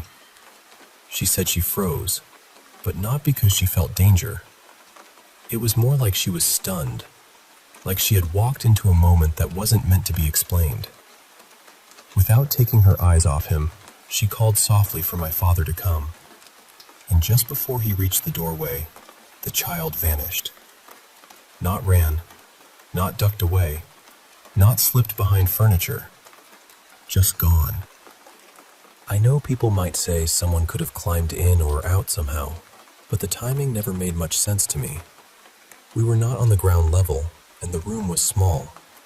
There wasn't much space for someone to hide, and my mother wasn't the kind of person who made up stories like this. Years later, I asked her about it several times.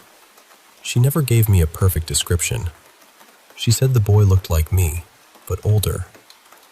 Maybe 8 or 9 years old. Maybe 10.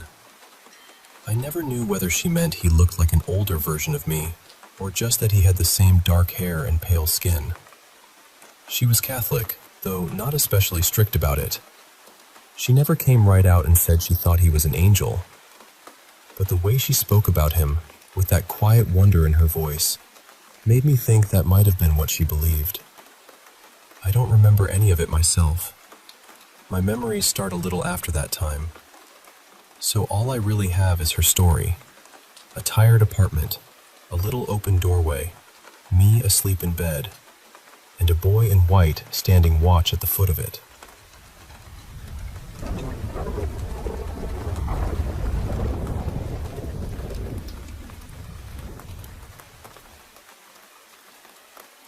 You know, there are some names that don't just fade into history. They linger. In Thailand, one of those names was Sia Wee. For decades, people spoke his name like a warning. To many, he was remembered as something terrifying, a child killer, a cannibal, a man turned into a symbol of pure evil. Parents would even frighten their children with him, saying, "Behave, or Sia Wee will come and get you." But when you look closer at his story, something starts to feel uneasy in a different way. Not only because of what he was accused of doing, but because of what people may have misunderstood. Sia Wee was not born in Thailand. He was born around the late 1920s in a poor village in Guangdong, China. His childhood was marked by hunger, hardship, and being treated cruelly by others. Then war came, and like many young men of that time, he was pulled into violence he never asked for, surviving years of conflict and instability. In the late 1940s, he left China and came to Thailand alone, hoping life might finally become gentler. But it didn't. He arrived with almost nothing. He could not speak Thai well. He had no relatives nearby, no real protection, and no place where he truly belonged. He moved from town to town, taking whatever work he could find, carrying goods, tending gardens, helping in markets, doing exhausting jobs his body was barely strong enough to handle. And because he was poor, foreign, quiet, and different, people often mocked him. They pushed him away. They treated him like someone already half outside the world. Even his name was changed by mistake. The name he was born with was recorded incorrectly by officials, and over time, that error became the name everyone knew. In a strange and painful way, even his identity was taken from him. Then, as the years passed, darker rumors began to gather around him. Sia Wee had grown up hearing old folk beliefs, including the idea that eating certain human organs could give a person strength, courage, or health. To most people, that sounds horrifying. But when someone has lived through hunger, illness, war, and fear, old superstitions can twist themselves into something that feels like desperate logic. By the 1950s, children had gone missing in different parts of Thailand, and suspicion eventually fell on him. He was arrested and accused in several cases. But this is where the story becomes more complicated than the legend allows. Only one case had strong physical evidence. In 1958, he was caught in Rayong while burning the body of a young boy. That case became the center of the prosecution against him. The other accusations relied heavily on confessions, and those confessions were reportedly made through translation, under pressure, and without the kind of clear evidence people later assumed existed. At one point, he was said to have admitted to tasting human flesh. Later, he denied it. But by then, the public had already made up its mind. Newspapers called him a monster. They called him a cannibal. Fear spread quickly, and once that fear found a face, it held on tightly. In court, Sia Wee was first sentenced to life in prison. After an appeal, the sentence changed. In 1959, he was executed. But there is one detail that matters deeply. He was officially convicted of only one murder. He was never legally convicted of cannibalism. And yet, that is the word history chained to him. After his death, his body was preserved and displayed in a medical museum for more than 60 years. Visitors would stand in front of his dried remains, reading a label that identified him as a cannibal. For generations, that display helped turn a man into a permanent nightmare. His story slipped out of the courtroom and became folklore. People told ghost stories about him. Some said his spirit wandered at night. Others claimed he appeared in dreams. Movies, rumors, and retellings kept shaping him into one of Thailand's most infamous monsters. But in recent years, people began asking harder questions.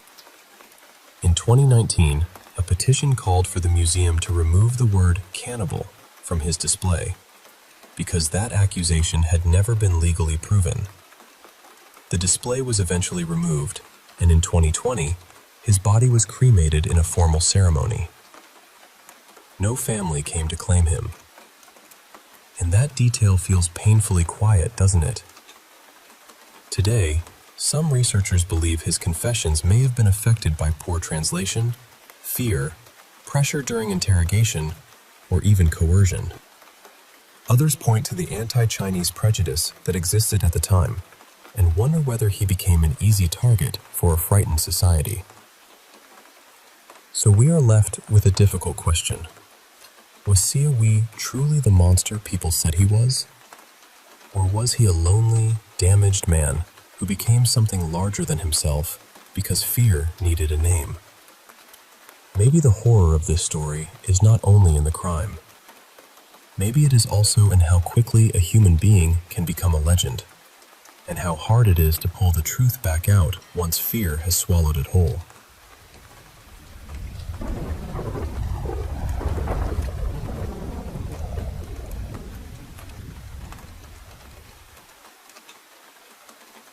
I've always felt like my family carries something unusual with them.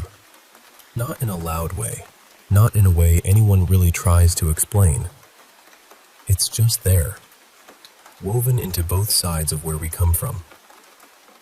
My dad's side is Irish, and my mom's family is Greek. And growing up around both of those cultures, I always had this sense that people didn't treat the unseen as impossible. They took certain feelings seriously. Dreams, instincts, warnings, strange little signs. Things like that weren't brushed off as quickly in my family. My grandmother, especially, has always had this strange ability to sense when something terrible is about to happen. It's happened more than once, but the story that always stays with me is what happened to my mom when she was younger. My mom used to ride horses, and one day, out of nowhere, my grandmother got this overwhelming urge to drive along the route my mom usually took. She didn't even know for sure that my mom was out riding that day. She just felt like she had to go. And when she got there, she found my mom unconscious on the ground, bleeding, after she'd fallen headfirst from her horse. The part that still gives me chills is that earlier that same morning, my grandmother had randomly thought, "What if she doesn't wear her helmet today?"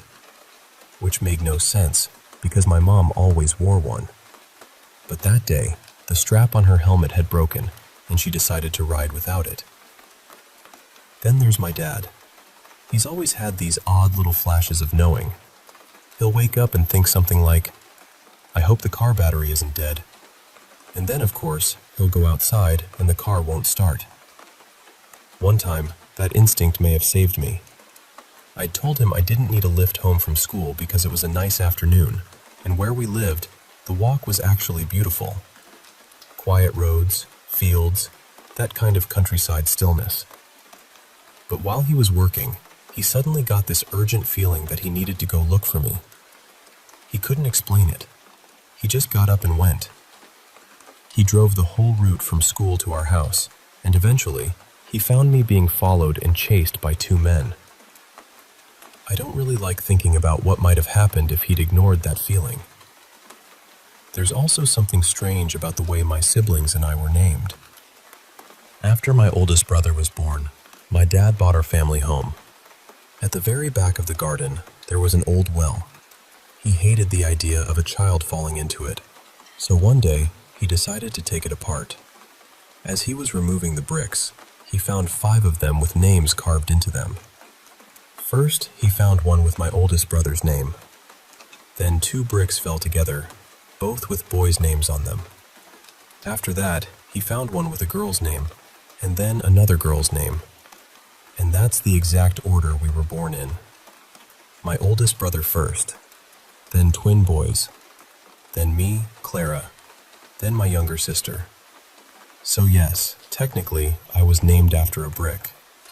Which sounds ridiculous until you hear the rest of it. The boys' names were very Irish.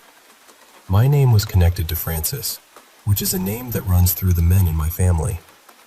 And my sister's name meant Ireland. My dad had moved away from Ireland when he was about 9, after his father died. So it always felt like those names were somehow tied back to him. Then, when I was 8, I saw someone in the house. I remember seeing a man standing by a window, waving at me. I didn't know who he was. I didn't even really think about the grandfather I'd never met. He felt almost unreal to me, like someone from a story no one had fully told. But when I described him to my dad, he went completely still. I described his clothes, his hair, the way he looked. And then I mentioned that there was foam on one side of his face. That was when my dad froze. His father had died while shaving. I had never been told that. I didn't know what he looked like. I didn't know that detail at all. And now, as I've gotten older, I feel like I might have inherited a little of what both my grandmother and my dad have. A few years ago, my dad and I were driving to football training. We were coming up to a roundabout, sitting in the left lane to go straight ahead. A large black Mercedes pulled up beside us in the right lane. And suddenly, I just knew.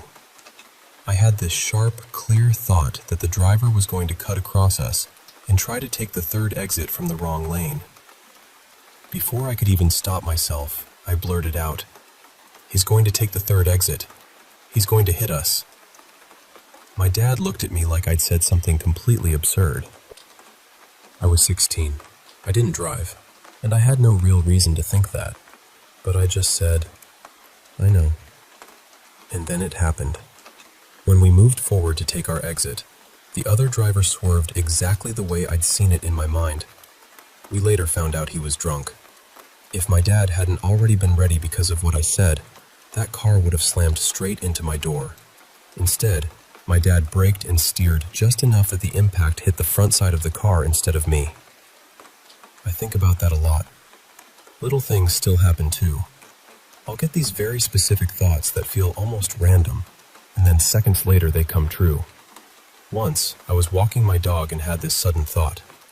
What if there's a dog around this corner and it attacks?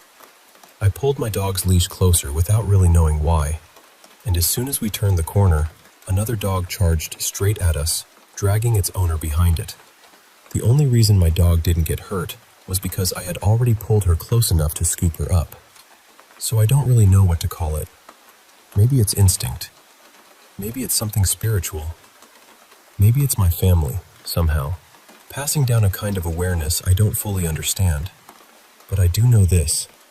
I've always felt watched over. Not in a frightening way, in a protected way.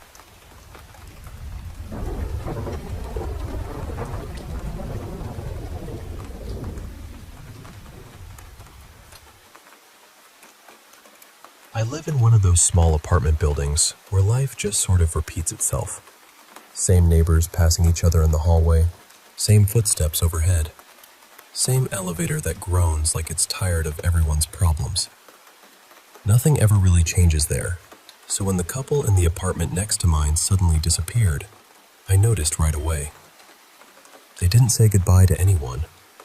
One day, they were there, yelling through the walls, slamming cabinets, throwing out words sharp enough to cut through plaster. And then the next day, their apartment was just empty. No moving van outside, no cardboard boxes stacked by the stairs, no awkward little farewell in the lobby. Just gone. At first, I told myself they must have left in a rush. People do that, right? Relationships fall apart, rent gets missed, someone makes a decision at midnight, and by morning, there's nothing left but nail holes and dust. And honestly, part of me was relieved. I know that sounds cold, but their arguments used to keep me awake. Almost every night, I'd lie there staring at the ceiling while Marcus and Elena went at each other through the wall.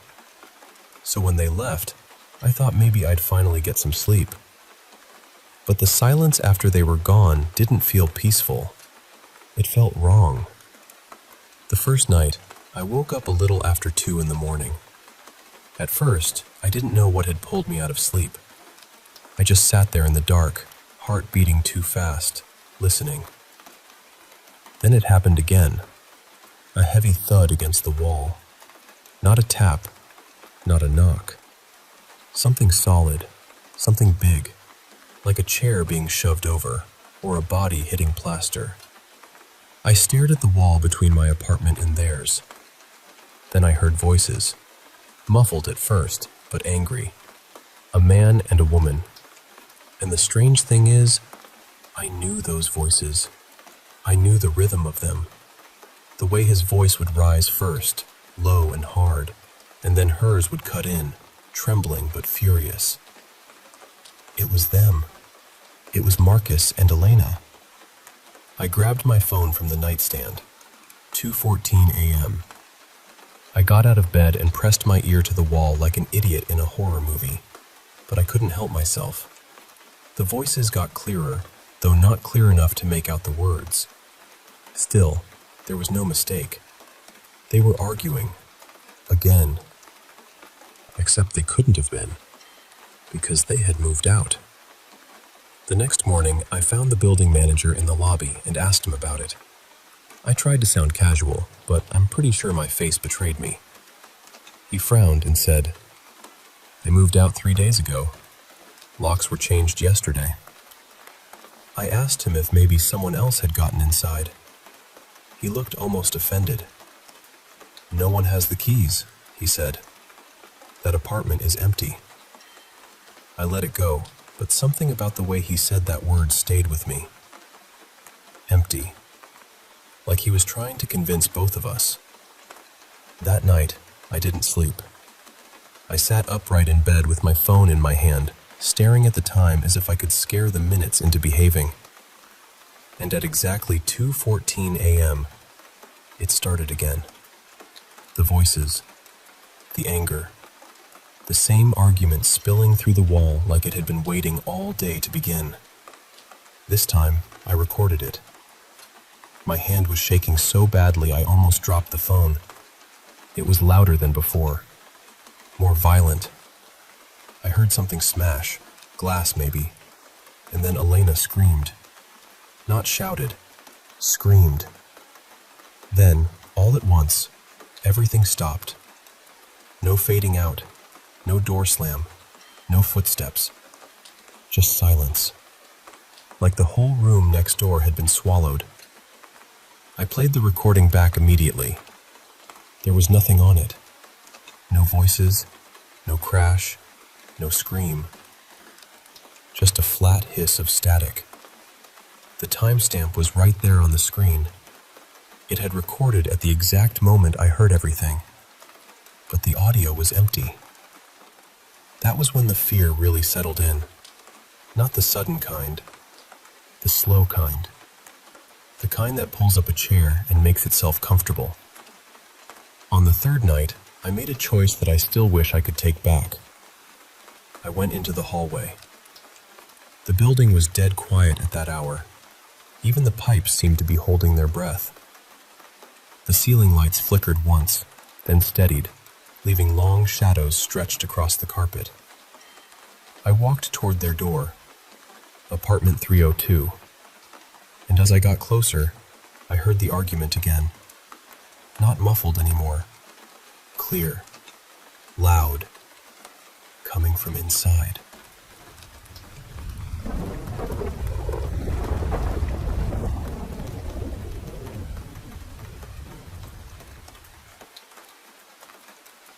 I want to tell you about one of the strangest and most unforgettable nights I've ever had. There's a little bit of backstory, so I'll keep it simple. When I was growing up, my family was very close with the people who lived next door. We did everything together. Vacations, birthdays, sleepovers, cookouts, all of it. Their house felt almost like an extension of ours. But over time, the parents went through a really painful rough patch in their marriage.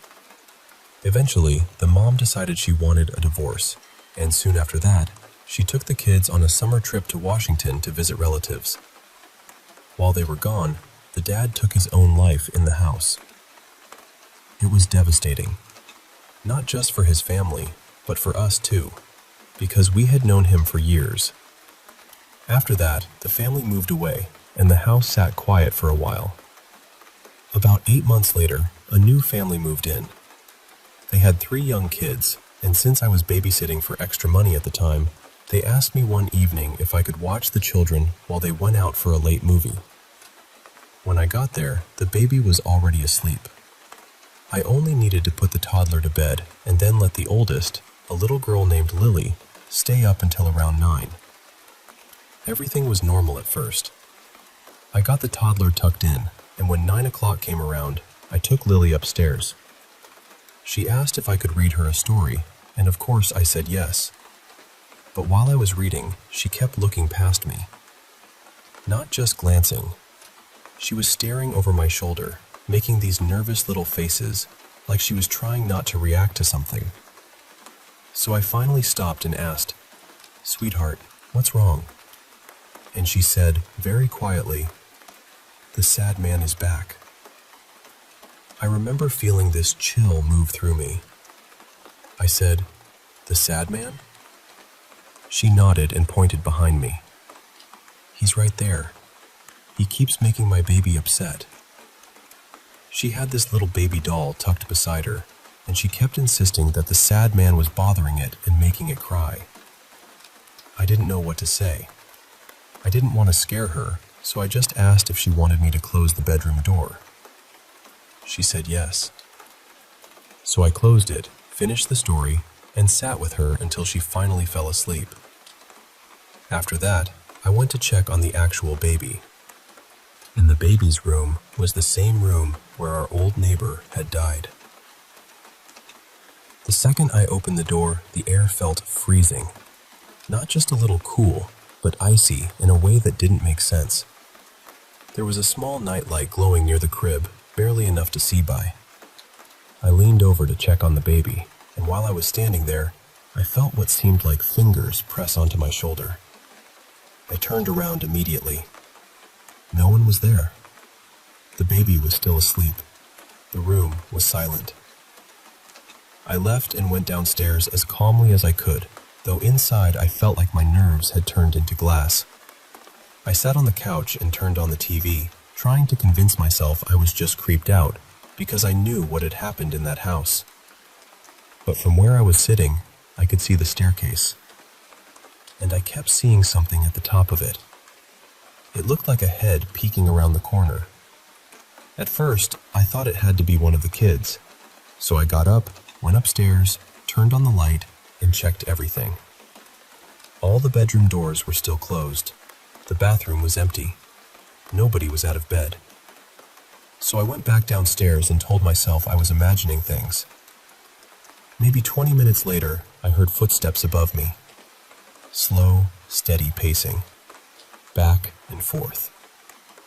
Then the footsteps came toward the stairs and stopped right at the top. I stared up there, waiting. Nothing moved. The kids' doors were still closed, so I knew it wasn't them. Then, a few minutes later, Lily came running out of her room, crying. She came straight to me, shaking and upset, and I tried to calm her down enough to tell me what had happened. She said, "The sad man came into my room. I told him he wasn't allowed, but he came in anyway. He was standing at the end of my bed." That was enough for me. I took her upstairs only long enough to grab her pillow and blanket, and then I brought her back down to the couch. I wasn't going to make that child sleep in that room again. While she was lying there trying to fall asleep, her bedroom door, which we had left open upstairs, slowly moved. It looked exactly like someone had just walked out. About half an hour later, her parents came home. Her dad saw her sleeping on the couch and asked what happened. I was going to say she'd had a nightmare, because I didn't know how to explain any of it. But Lily woke up and immediately started telling him about the sad man. Her dad just rolled his eyes. He told her there was no such thing and that she needed to stop making things up. He brought her back upstairs, and I could hear them arguing a little as he kept telling her she was going back to bed. I felt awful for her. The mom paid me and thanked me, and I wanted so badly to say something. I wanted to tell her what had happened in that house before they moved in. But I didn't know if it was my place, and I didn't want to sound like I was trying to frighten her. So I went home. But I couldn't stop thinking about it. A few days later, I told another neighbor what had happened. He decided to go over and speak with the mom himself. He told her about the man who had lived there before, and what had happened just months before they moved in. And strangely enough, she wasn't surprised. She told him that she and the kids had already experienced things in the house. Her husband, though, never had. So every time the children talked about the sad man, he thought they were just making excuses not to go to bed. My family moved away about 6 months after that, but I kept in touch with a few people from the neighborhood. From what I heard, that family only stayed in the house for about a year. After they left, it sat empty for a few months before it was finally sold. That's the last I ever heard about it.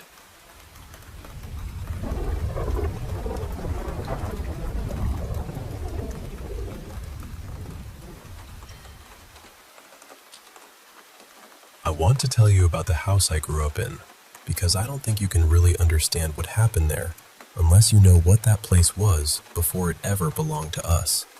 The land used to hold a little one-room schoolhouse, built sometime around the late 1800s. By the 1950s, the school had closed, and a couple bought the property. They moved the old schoolhouse to the back corner of the lot and built a modest ranch-style home where the main house stood. Years later, in the 1980s, my father bought it from them. He was already living there when he met my mother. She moved in after they married in 1992, and I was born a couple of years later.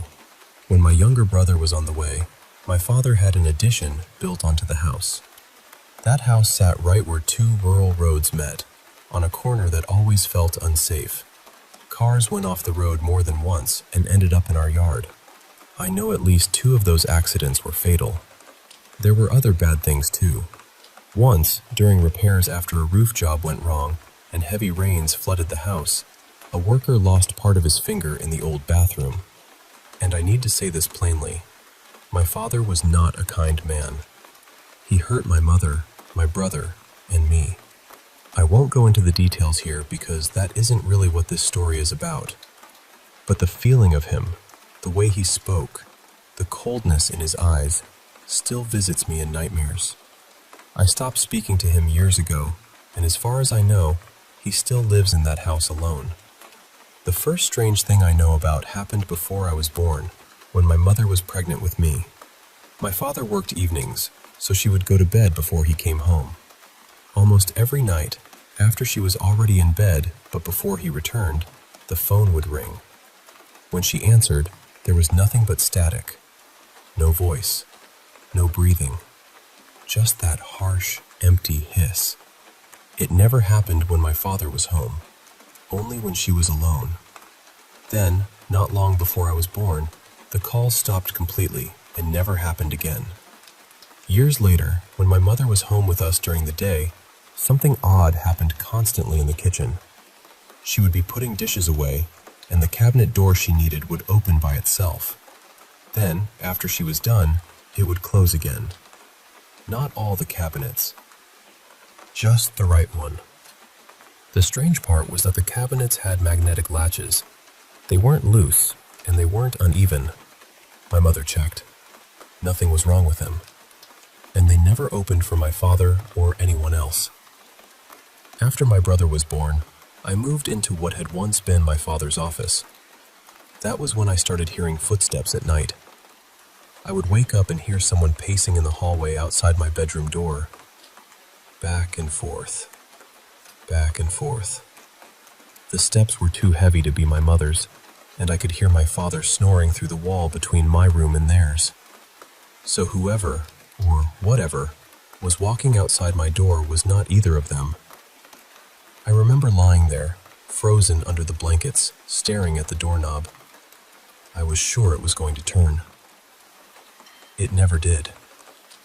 But that didn't make it feel safer. At some point, I became aware of something else in that room.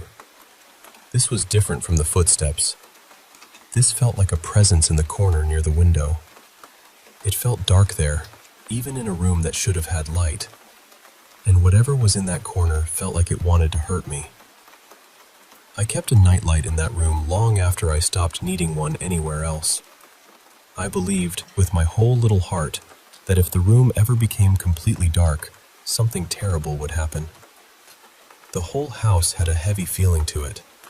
Oppressive is the best word I can use, but the addition felt different. In there, I could breathe easier. It felt lighter. I remember standing in the addition after dark, looking toward the older part of the house, and feeling absolute terror at the thought of walking back into it. There was no clear reason for it. No sound, no shadow, nothing I could point to. Just fear, sudden and huge. The basement was worse. It was only partly finished, always damp, and at one point, they found black mold down there. I hated going into it. The farther I went down the stairs, the harder it was to breathe. One time, I saw glowing eyes on the landing where the stairs turned. I thought it was my father's cat watching me from the dark. Later, I found out the cat had been put down the week before. Then there was the old schoolhouse. My father was a photographer, and he converted it into a studio. I spent a lot of time there as a child, but I never felt alone in that building. Not once. It always felt like something was watching me. And somehow, I felt like it was above me, on the ceiling. One day, my brother and I were playing in the studio when something happened that I still don't know how to explain. Suddenly, I wasn't looking out through my own eyes anymore. I was above us. I could see my brother and myself playing down below, as though I were the thing on the ceiling, watching us. It lasted for a few minutes. Then, just like that, I was back in my body, standing on the floor as if nothing had happened. Those are the things I remember most clearly from that house. There may have been more, especially things that happened to my mother, but if there were, she never told me. My brother later said he felt something watching us from the ceiling in the studio too. He also said things happened in his room, though I don't know the details. As for my father, I never heard him say he experienced anything. But honestly, even if he did, I don't think he would have told anyone.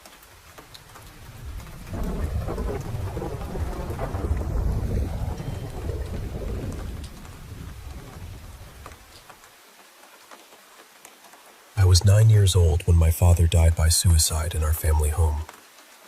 For years before that, life had already been heavy. My dad's drinking had taken over so much of our world, and everyone in the house had been carrying more than any of us knew how to carry. The first night after he was gone, the rest of us slept together in one large bed. It was my mom, my older brother, my sister, and me. I think none of us wanted to be alone. The house felt too quiet and too full at the same time. I barely slept that night. I kept drifting off, waking up, then drifting off again. At one point, I remember lying there awake, staring out the window beside the bed, when I heard something I had never heard before. And I need to explain this clearly because I had lived in that house my entire life. I knew the sounds it made. I knew the creaks, the wind, the animals, the pipes, the old farmhouse noises. But this was different. It sounded like drumming. Not a drum exactly, but a rhythm being tapped against something metallic, maybe sheet metal. There were no voices, no footsteps with it, just this pattern on metal. It went something like dum, da-da-dum, da-da-dum, da-da-dum. The heavier beats were sharper, almost intentional. It had this strange, old, ritual kind of feeling to it. I do not really know how else to describe it. Something about it felt almost like shamanic music, though I know that sounds odd. This happened in Finland, out in the countryside, and the sound continued for a few minutes. Then it stopped. I heard it again a little over a year later. By then, we had moved to the other side of the country, but we still owned the farm where I had grown up. My brother and I stayed there for 2 nights before the place was sold. That second night, the sound woke me up. The same rhythm, the same metal-like drumming, the same feeling. I knew immediately it was the sound from that first night after my father died. I did not have to think about it. My whole body recognized it before my mind did. This time, I was terrified. I got out of bed and went into the room where my brother was sleeping because I could not stay alone with that sound. To this day, I still do not know what it was. I know Finnish farmhouses. I know the wilderness. I know what animals sound like, what weather sounds like, what old buildings do at night. This was not any of that, and after those 2 nights, I never heard it again. I have always felt it was connected to my father somehow. After he died, there were other things too. Footsteps when no one was there. Sudden temperature changes that did not feel natural. Objects falling for no clear reason. Small things that made it feel like something or someone was still present. My mother even said she saw him a couple of times. I am older now, 27, and some questions have only grown louder with time. This is one of them. I feel like that rhythm meant something. I do not know what, and maybe I never will, but it has stayed with me all these years. So if anyone has ever heard of something like this, or has any knowledge, experience, or even a theory, I would be grateful to hear it.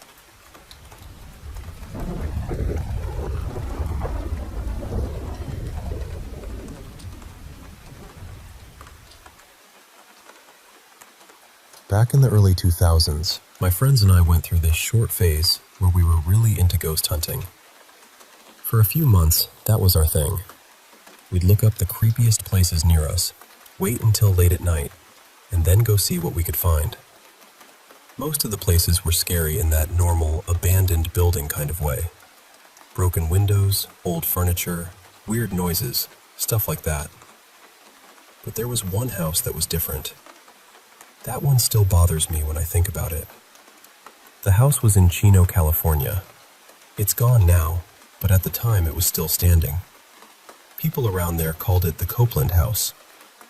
The story we heard was that sometime in the 80s, a man escaped from the nearby prison and broke into this house to hide.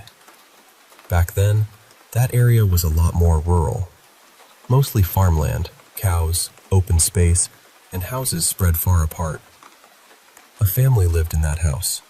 A mother, a father, and 2 children. A boy and a girl. From what we were told, the escaped prisoner attacked the family and killed them in a terrible way. The boy was badly hurt, but somehow managed to crawl into a hallway closet and survive. The rest of the family didn't.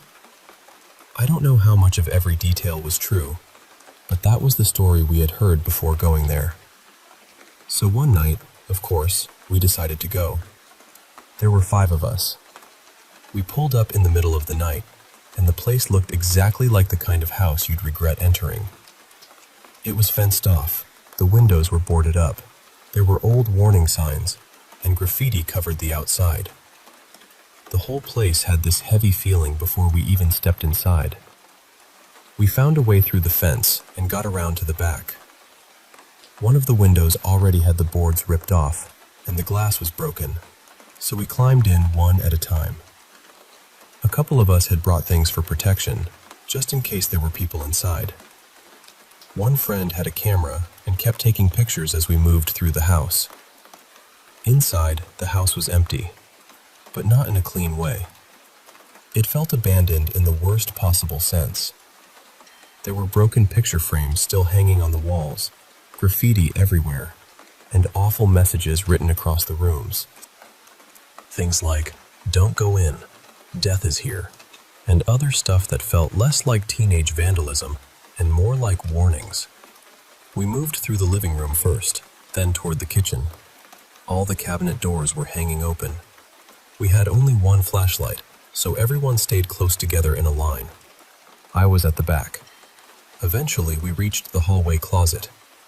According to the story, that was where the little boy had crawled after he was attacked. Someone opened the closet door, and I remember looking down at the carpet. A huge part of it was stained dark. Old, dried blood, or at least that's what it looked like. That was the first moment where the whole thing stopped feeling like a scary adventure.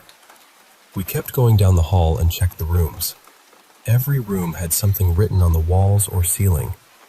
Some of it was just crude graffiti, but some messages felt personal, almost desperate. Then we got to the master bedroom. That room felt colder than the rest of the house. I know that sounds dramatic, but I really don't know how else to describe it. It felt like pressure, like the air in there was heavier.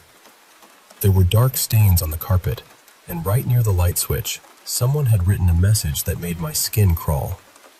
I don't remember the exact words, but it was something close to, "Do not lock anyone in this room alone.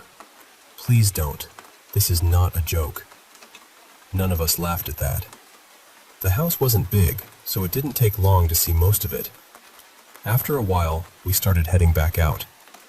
I was still at the end of the line, and my friend with the camera was still taking random pictures. That's when I heard it. It was a little girl's moan. Clear as day. Not a scream, not a whisper, Just this sad, aching sound that seemed to come from somewhere deep inside the house. The hair on the back of my neck stood up immediately. I was about to ask the person in front of me, "Did you hear that little girl?" But I stopped myself because I didn't want to put the idea in their head. So instead, I just asked, "Did you hear something?" They turned around slowly, eyes wide, and said, "I just heard a little girl moan." That was it. We were done. We ran for the window so fast that one of my friends cut himself climbing out. One of the biggest guys in our group completely froze once we got outside.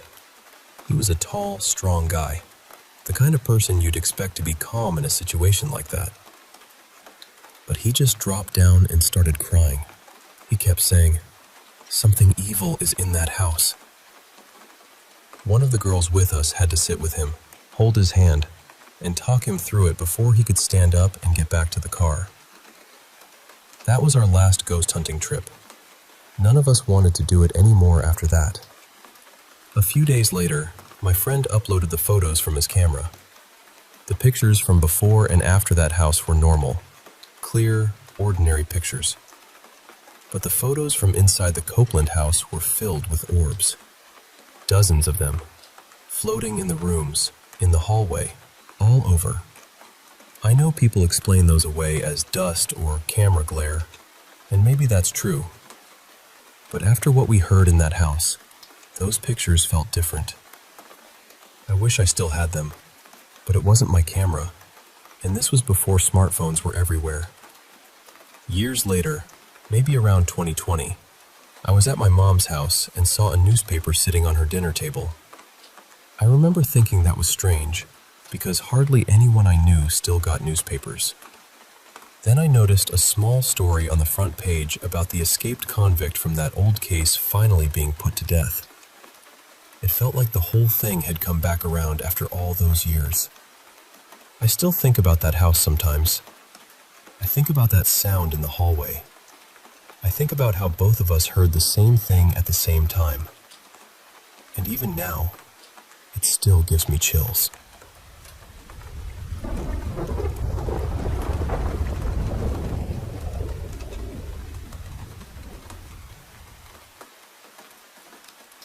So this all started a little over a month ago. There wasn't some dramatic moment that kicked it off. Nothing fell off a shelf, no shadow crossed my room, no whisper in my ear. It was quieter than that. I just started getting this strange feeling whenever I tried to go to sleep. And it wasn't exactly fear. It wasn't that classic feeling of someone's watching me, or something terrible is about to happen. It was more like my body knew something was wrong before my mind did. Just this heavy little warning sitting in my chest telling me something is off. For a while, the only way I could sleep was with the TV on. If I turned it off, I'd either lie awake for hours, completely exhausted but unable to drift off, or I'd sleep horribly. I'd have nightmares, wake up soaked in sweat, sometimes more than once in the same night. I mean completely drenched, like I'd stepped out of a shower. After a couple of weeks of that, I started realizing the TV wasn't helping as much as I wanted it to. The light was too bright. The noise was too much. I used to sleep best in total darkness, so eventually I told myself I was being ridiculous and decided to go back to sleeping the way I normally did. For the first few nights, nothing happened. Then the sound started. Every night, right when I was close to falling asleep, I'd hear something outside the edge of my hearing. It sounded almost like an animal, but not quite. That's the only way I can explain it. It had the shape of an animal sound, but something about it was wrong. Like something was trying to copy an animal without really understanding how animals sound. At first, I tried to be logical. I'm not someone who jumps straight to ghosts or demons. I don't fully deny that kind of stuff, but I don't exactly go looking for it either. I thought maybe my brain was playing tricks on me because I was tired. But then I realized I could hear it even when I was fully awake. Eyes open, body moving. Not dreaming, not stuck in sleep paralysis. Just lying there in the dark, listening to something that should not have been there. And honestly, for a while I wondered if there was some kind of creature involved. I know that sounds ridiculous. I even thought of those stories about skinwalkers for a second, but I live nowhere near America. I'm in a crowded city, surrounded by buildings and traffic, with the nearest real forest miles and miles away. So that didn't make sense either. Then things got worse. About a week ago, I was lying in bed, half asleep and half awake, when I felt something touch me from behind in a way that was so invasive and wrong that I shot up instantly. My whole body jolted awake. I was shaking, but I tried not to panic. I told myself maybe it was some strange half-dream, some lighter version of sleep paralysis, since I had been right on the edge of sleep. Nothing else happened that night, so I forced myself to let it go. A couple of days later, my girlfriend Mira came over. We were lying in that same bed, and I finally told her everything. I wasn't even sure I should talk about it in the room where it had been happening, but part of me wanted to see if saying it out loud would change anything. She listened quietly. Then she told me I should probably ask a priest to come to the house. I told her I'd think about it. I respect religion, but I've never really been the kind of person who leans on it. Still, the fact that she said it so seriously stayed with me. The next night, nothing happened. But the night after that, it happened again. I was very sleepy, but not asleep. Maybe 75% awake. I knew where I was. I knew what position I was lying in. And just like before, I felt something behind me. The strangest part is that both times it happened, I had been facing the wall, with my back turned toward the room. That detail bothers me more than I want to admit. After that, almost a week passed with nothing. I started thinking maybe it was over. I took a few precautions, changed how I slept, kept lights closer, tried not to face the wall anymore. For a few days, life felt normal again. Then today, it started up again. And this time, I wasn't even home. I was with some friends at another apartment I own. We were just hanging out, talking about random stuff, and eventually the conversation drifted into paranormal stories. So I told them mine. I told them about the sounds, the feeling in my room, the things that had happened at night. About an hour later, we decided to leave and go walk around the city for some air. My apartment is on the 3rd floor. Usually when we leave, my friends wait for me while I lock up.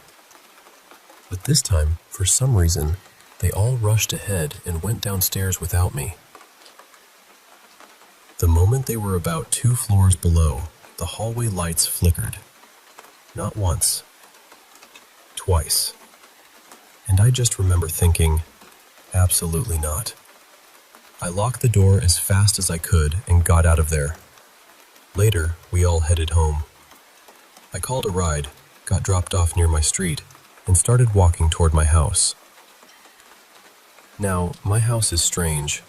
It's basically one building split into 2 halves.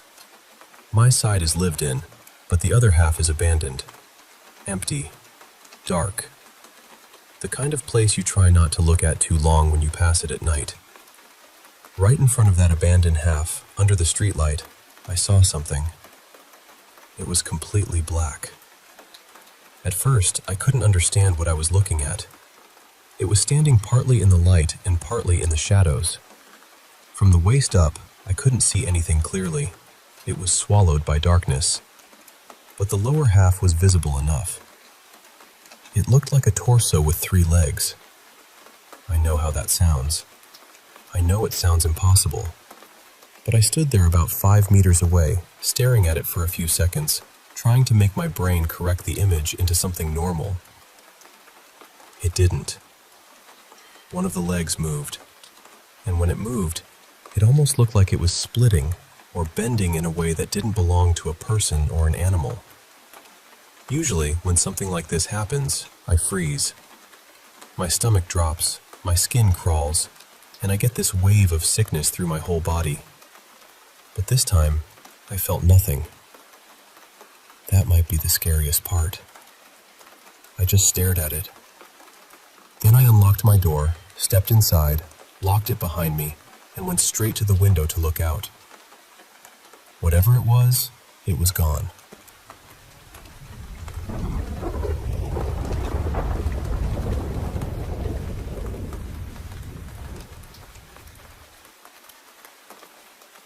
I never really believed in ghosts.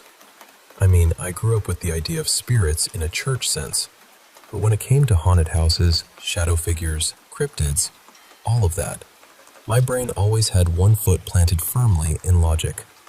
Still, I was fascinated by it. Completely fascinated. When I was a kid, my cousin lived near a cemetery, and I remember sneaking in there sometimes, half scared and half hoping I'd see something. A ghost, a shape, anything. But nothing ever happened. I live in the Pacific Northwest too, so whenever I'm out in the forest, some tiny part of me is always looking between the trees for Bigfoot, just in case. But again, nothing. So my rational mind kept winning. And yet, there I was, still wearing Mothman shirts, still watching every grainy cryptid video online, still reading about things I didn't fully believe in, but couldn't stop thinking about. Then things started getting strange. I met a woman named Marin during a Dungeons & Dragons campaign. She was a practicing satanic priestess, which sounded so over the top at first that I honestly laughed it off.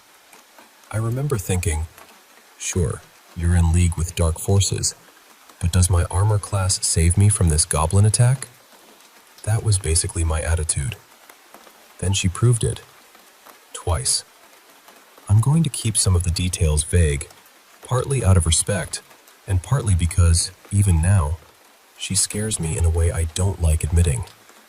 There's this feeling I get, even thinking about her, like she'd somehow know. The first time, she told us a man had wronged her by cutting down trees on her property, a place where she practiced. She said very calmly that he would be cut down. About a month later, he was in a terrible accident and lost both legs above the knee. The second time involved a guy I worked with. Nobody could stand him, including her husband, who also worked with me. One day her husband mentioned that Marin had put a curse on him. He said she had taken certain objects, things connected to the situation, and put them in the freezer to cool him off. Over the next few months, that man's entire life fell apart.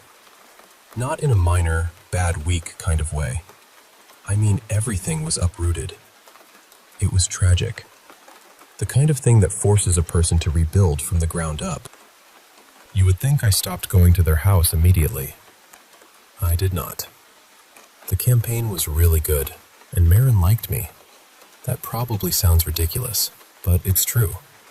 So I kept going for a while. Then one day, I got there before everyone else. We were alone, waiting for the group to show up, and we started talking. The conversation turned to religion, then my childhood faith, then my modern belief that paranormal things were interesting, but probably fictional. She listened quietly. Then she leaned forward and kissed me gently on the forehead. It wasn't romantic at all. It felt almost grandmotherly, like a blessing, or something pretending to be one. She told me it would help me see better. At the time, I didn't know what to do with that, so I just sort of tucked it away in my mind and moved on. Then, not long after, I looked up one day and saw something walking in front of me. A shadow person. Not a blur, not a trick of the eye. A full figure. It looked like a complete void, a person-shaped absence, moving calmly through the room. And somehow, even though it had no face, I felt like it was looking at me. The strangest part was that I didn't feel fear. There was no malice, no threat. It felt almost casual, like it was passing by and saying hello. But my body didn't understand that. My face went cold, and I felt all the blood drain out of me. My rational mind just collapsed in on itself, scrambling for an explanation and finding nothing. After that, as I kept reading and studying more about the paranormal and the occult, I would encounter that presence again. I believe it follows me now. But even with all of that, nothing physical had ever really happened. Not in a way I could point to and say, "There, that happened outside my head." Until tonight. I have this lamp in my home office. It belonged to someone who, as far as I know, may or may not be deceased. I've never been totally sure about the history there. It's one of those old glass banker-style lamps, the kind you might imagine on a detective's desk. Every so often, the glass shade turns by itself. Now, of course, there are normal explanations. Gravity, loose hardware, vibrations from footsteps, the house settling. And I understand all of that. But it has always felt intentional. Tonight I was sitting at my computer, with my back to the lamp, when I heard the shade turn over again. Without even looking, I said what I usually say when it happens. "Hello. Anyone there who wants to talk?" I say it mostly to make myself laugh. It's become a little ritual, a way of pretending I'm braver and less curious than I actually am. But tonight, the lamp turned on. The lamp has a pull chain at the bottom. When you turn it on or off, it makes this loud, ugly little click. You can't miss it. Tonight, there was no click. None. I just saw the light come on. It was smooth, almost like a motion sensor, except this lamp does not work that way. I'm writing this now, and I still feel strange, almost outside my own body. After all these years of curiosity, after all the searching and reading and wondering, something finally answered in a way I couldn't explain away.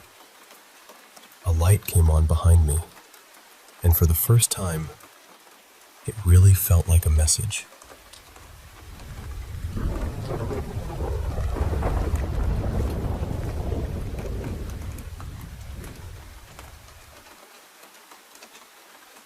I'm a 36-year-old man living in Northern Europe. I had a pretty ordinary childhood, really. Middle-income family, stable home, nothing dramatic on the surface. I did well in school, though I never felt like I was trying very hard. Answers just seemed to come to me. I didn't know how I knew certain things, but I did. And at the time, I never questioned it much. As an adult, I became a clinical psychologist with a focus on psychiatry and trauma-related disorders. I got married, had children, bought a house. From the outside, my life probably looks very normal. But I've always felt different. Not lonely exactly, because I've always had close friends and people around me. Just different in a way I could never really explain. And I suppose the reason for that becomes clearer when I talk about what happened when I was younger. It still feels strange saying all of this out loud. My experiences started as far back as I can remember. The first things I saw were lights. Orbs, I guess you could call them.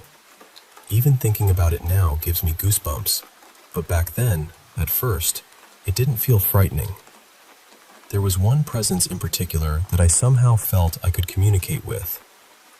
I remember seeing it in my bedroom, always as a bright little mass of light moving through the air. Sometimes I'd notice it at preschool too, drifting near the corners of the room or hovering just out of reach. I don't know when it changed, but at some point I became afraid. I stopped seeing things, or maybe I stopped allowing myself to see them. At night, once I closed my eyes, I didn't dare open them again. I often had the feeling that something was watching me. I hated being alone. I hated the silence of my room after everyone else had gone to sleep. When I was around 11, I developed a severe headache that lasted nearly a year. I missed a lot of school. Doctors ran tests, tried different treatments, but nothing helped, and no explanation ever came. Painkillers barely touched it. Honestly, I don't remember much from that period. I remember my parents being scared. I remember the house feeling heavy. And I remember waking up one morning to find a note beside my bed, written in English, in handwriting that looked like mine, though I had no memory of writing it. Eventually, when my parents were nearly out of options, they contacted an older woman named Elna. She was known quietly in our area as someone who worked with things people didn't really talk about. spiritual things, energy, whatever name you want to give it. She came to the house once, just once, and after that, the pain was gone. For a while after that, things became very strange again. People mostly noticed the cats. Cats would follow me around constantly, even ones I didn't know. It was bizarre, honestly, but also kind of funny. I'd walk somewhere and there would be this little parade of cats trailing behind me like I owed them rent. Then I started feeling something in my hands whenever someone nearby was in pain. A sort of pressure or warmth or buzzing under the skin. I told my mother about it. She was open-minded, much more than the rest of our family. One day, when she had a migraine, I put my hands on her head, and the migraine disappeared. She never had another attack after that. Afterward, I did the same thing for a few relatives. I don't know what to call it. Healing sounds too big, too dramatic, but that's what it seemed like. And it was strange because my family wasn't religious. We weren't spiritual people. We didn't have language for any of it. Things just happened, and then everyone quietly tried to return to normal. A few years later, though, the experiences changed again. I began seeing darker things, violent things, brutal images I didn't want in my mind. I started feeling awful, like something had opened too wide and I couldn't close it. At some point, I made a decision. I was still young, but I remember it clearly. I decided I was going to shut it all down, lock it away, refuse to look. And in a way, it worked. I don't see things anymore, not directly, but I still feel them sometimes. Now, working in psychiatry, I've met certain patients who describe experiences that sound painfully familiar. They talk about lights, orbs, but more often they talk about shadows, figures watching them, and the details are what unsettle me. The same details again and again. A tall shape, a hat, something standing in the corner, something waiting. These patients are treated as mentally ill, and maybe that's the correct framework. I know the diagnostic language. I know the clinical explanations. I use them every day. But there is still a part of me that wonders, because some of them don't sound like the others. Some of them describe things with a clarity that feels different. And when they speak, I recognize what they're talking about. Not intellectually, not professionally. Somewhere deeper than that. I know those shadows. I know those lights. And I know that whatever they are describing is the same thing I once saw, and the same thing I still sometimes feel near me. I just don't look anymore.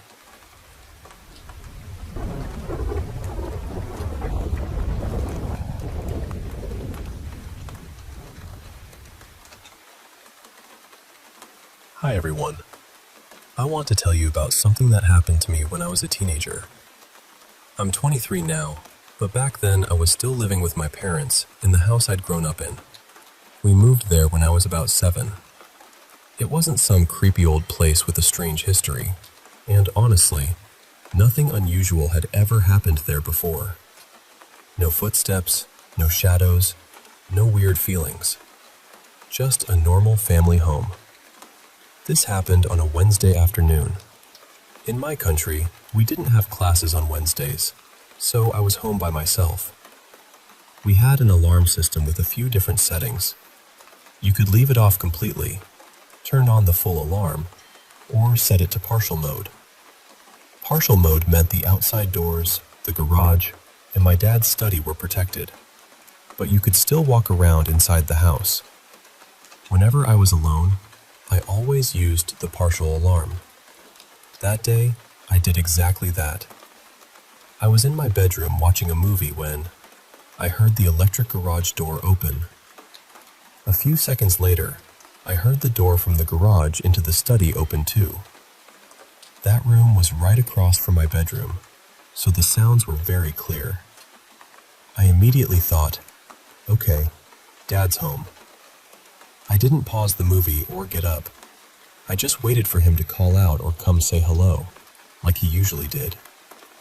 But 10 minutes went by. No hello, no footsteps, nothing. That felt strange, so I got up and checked the house. I looked around, called out, but nobody answered. The study door was closed, just like it should have been with the alarm active. I tried to convince myself I'd imagined it. My dad usually came home around that time, so maybe my brain had just filled in the blanks. I went back to my room, sat down, and tried to keep watching the movie. A little while later, I decided to go to the bathroom. The bathroom was right next to my bedroom, between my room and the study. I had just reached for the door handle when I heard the coats moving. We had coats hanging on the door between the study and the garage, and I knew that sound perfectly. It was the exact sound they made when someone opened or closed that door and brushed against them. I froze. I mean, completely froze. Those coats shouldn't have been moving. Nobody was supposed to be in that room. The study door was closed, and the motion detector in there was supposed to trigger the alarm if anyone walked around. I stood there for several seconds, trying to explain it away. Maybe a draft? Maybe something settling? Then I heard another sound. The office chair dragged across the floor. Not a vague noise, not a random creak. It was that sharp, familiar scrape of the chair being pushed back. The same sound I had heard hundreds of times when my dad moved it out of the way. That was it for me. My whole body went cold, and I ran out of the house. I called my dad while I was outside and told him I thought someone was inside, and that he needed to be careful when he came home. I had dance class shortly after, so I went there still shaking and trying not to think about it. That night, when I came home, I asked my dad if he had found anyone in the house. He said no. Nobody was there. The alarm had never gone off. Nothing looked disturbed. My parents didn't really take it seriously. They listened, but I could tell they thought I had just scared myself. But I know what I heard. To this day, I don't really know what happened. Maybe someone was inside somehow, but then why didn't the alarm go off? Maybe it was something paranormal, but then how did it make such physical sounds, like the coats moving and the chair scraping? Sometimes I wonder if it was some kind of replay, like an echo of a normal routine. Garage door opening, study door opening, coats shifting, chair moving. All the little sounds my dad would make when he came home. Whatever it was, nothing like that ever happened again before I moved out. But after that day, being home alone never felt the same.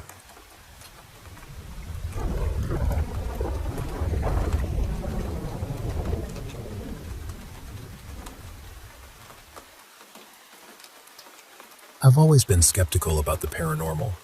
Not dismissive exactly, just skeptical. I've always found it interesting though. I used to watch those strange videos online and try to figure out the trick behind them. The shadow, the edit, the sound, whatever could explain it.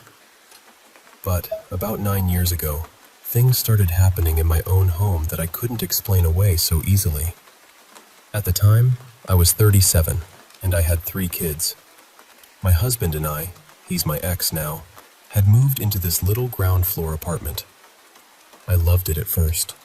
It felt cozy, simple, the kind of place where I thought we could settle for a while. Then, my middle child, my son Elias, started sleepwalking. At first, I didn't panic. His cousin had done the same thing when he was little, so I told myself it was probably just one of those childhood things. Nothing strange, nothing dramatic. But then, when Elias was about 3, he started asking me, "Who's that man?" And I said, "What man?" He looked at me so calmly and said, "The one with the hat." I thought maybe he meant someone from outside. There was a playground right beside our building, so I asked, "Did you see him at the playground?" And he said, "No, at night, in our home." That made me pause, but I still tried to stay reasonable. I figured maybe he'd had a vivid dream and was too young to separate it from real life. So I asked him what the man looked like, thinking I could gently talk him through it. Elias said, "He's tall, he has pale eyes, and he comes after you leave at night." That was the first moment I felt something cold move through me. I knew I probably shouldn't ask the next question, but I did anyway. I said, "What does he do?" And my son said, "He's mad at you. He looks mad, and he stands there watching us." I tried to explain that it was just a dream. I really did. I told him dreams can feel real, especially when you wake up scared. But he kept insisting it wasn't a dream. He said he couldn't fall asleep until the man went away. A few weeks later, Elias started screaming in his sleep. Not crying, not fussing, screaming. Full terror, like something horrible was happening to him. One night it got so bad that I brought him into our room to sleep beside us. I was already shaken and wide awake, just lying there, listening to him breathe. Then, I heard it. Heavy footsteps in the hallway. Not creaks, not the building settling. Boots. Slow, heavy boots moving through the corridor outside our bedroom. I woke my husband and told him someone was in the apartment. I was completely sure of it. He got up and checked everything. Every room, every corner, the front door, the windows. There was nothing. Nobody was there. For weeks afterward, I tried to find a normal explanation for those sounds. Pipes, neighbors, old flooring, anything. But I know what I heard, and I know I was awake. I wasn't half dreaming. I was too worried about my son to sleep properly at all. And that was when it really began.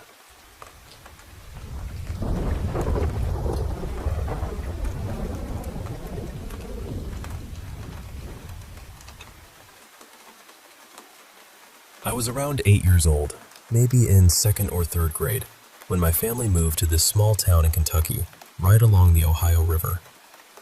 It was one of those places where everything felt old. The streets, the trees, the houses, even the air felt like it had been holding its breath for 100 years. The house we moved into looked ordinary enough from the outside. Nothing dramatic, nothing that screamed run. It had a few charming little details, like this old hand-cranked doorbell by the front door, the kind you had to twist instead of push. But inside my sister and I's bedroom, there was something strange. A trap door. It was built right into the floor, and unless you knew it was there, you would never notice it. That door led down into the cellar, and that cellar was not like any basement I had ever seen. The walls were made of old stone, rough and cold, all mortared together. The floor was coated in this fine black dust. My dad said it was probably coal dust from when people stored coal down there a long time ago. But the walls were what stayed with me.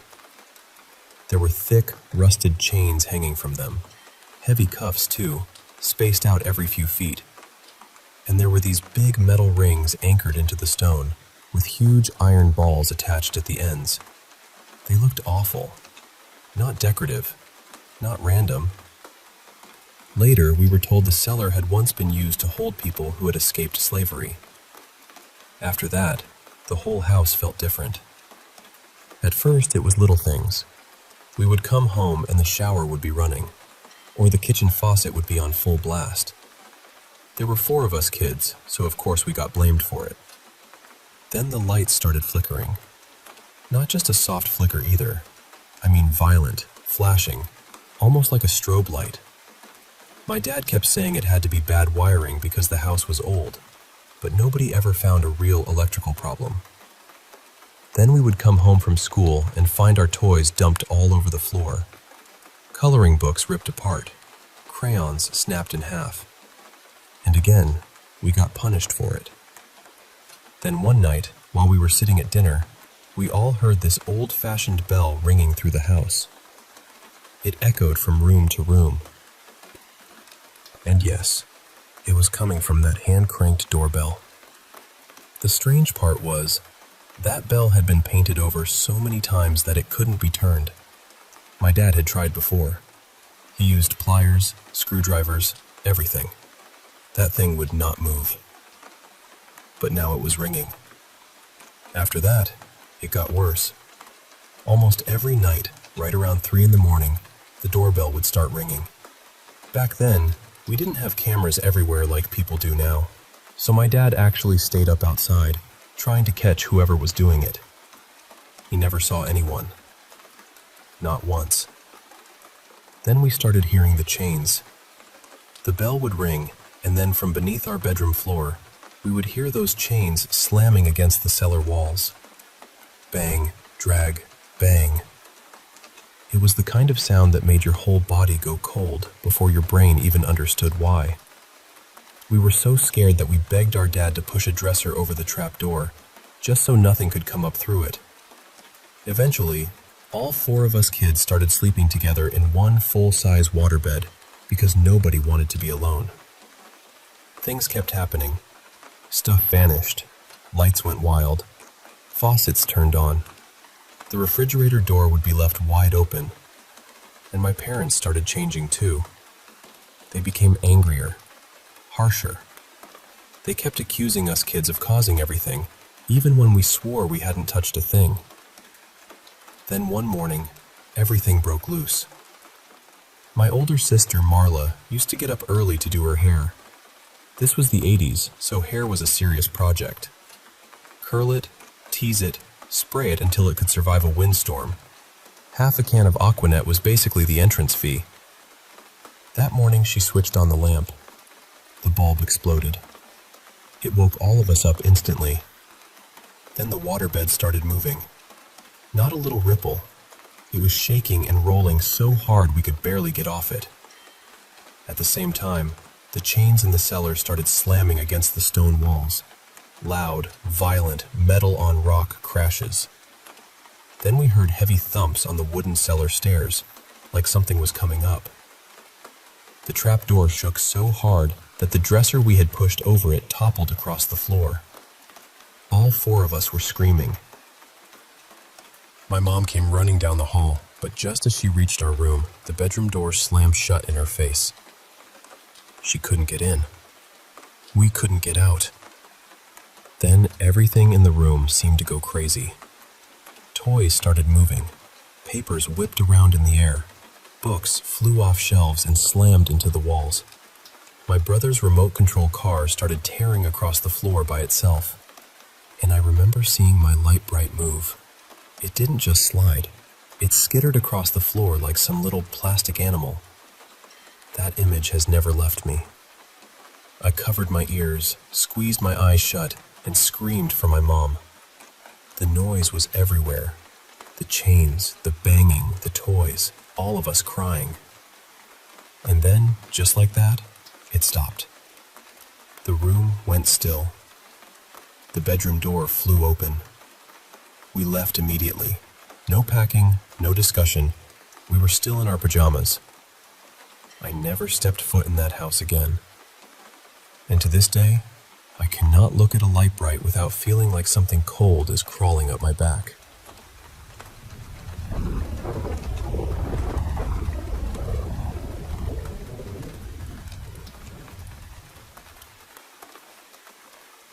My mom and I have always had a real interest in the paranormal. Not in a silly way either. It's something we've been drawn to for years. Before my son was born, we used to go on paranormal investigations together with people who actually knew what they were doing. We'd visit old buildings, listen for strange sounds, watch for things we couldn't explain. And when we weren't doing that, we were usually at home watching paranormal shows. Reenactments, documentaries, investigations, all of it. So this one night, we were sitting together on the sofa like we often did, watching a show called Haunted Stays. It was one of those programs where they tell a story, and then paranormal experts weigh in afterward. During one part of the episode, one of the experts said something about why people should never mess around with Ouija boards, demons, or anything that might invite something in. I turned to my mom and said, "I wouldn't ever mess with that sort of thing. Would you?" She looked at me and, in that joking way she has, said, "Yeah, I probably would." Now, I knew she was joking. I really did. But something about it made me uneasy straight away. I told her, "Don't joke like that. Seriously, you don't know what might take it as an invitation." We had never had anything happen in that house before. No footsteps, no voices, no strange shadows. Nothing. There was no reason for me to think our home was haunted. But I still felt like it was better not to say things like that out loud. Then I started telling her how some people believe spirits or entities can use electricity to make themselves known. My mom just shook her head and said she didn't believe that was possible. I told her again, "Just don't say things like that. Please." And then, not even a minute later, something happened. We were still sitting there watching the television when the top of my left arm suddenly started to burn. It wasn't an ordinary sting. It wasn't like a bug bite or a little scratch. It was this sharp, hot, burning feeling that came out of nowhere. I remember knowing instantly that it wasn't normal. I looked at my mom and said, "My arm is burning.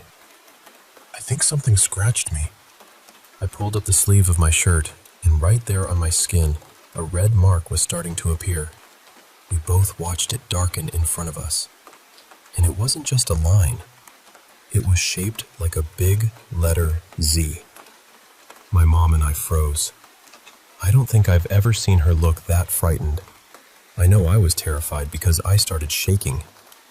My boyfriend Caleb was in another room at the time, so I got up and went straight to him. I showed him my arm, and he just stared at it. He was completely shocked, too. None of us could explain it. But once the fear hit me, something else came with it.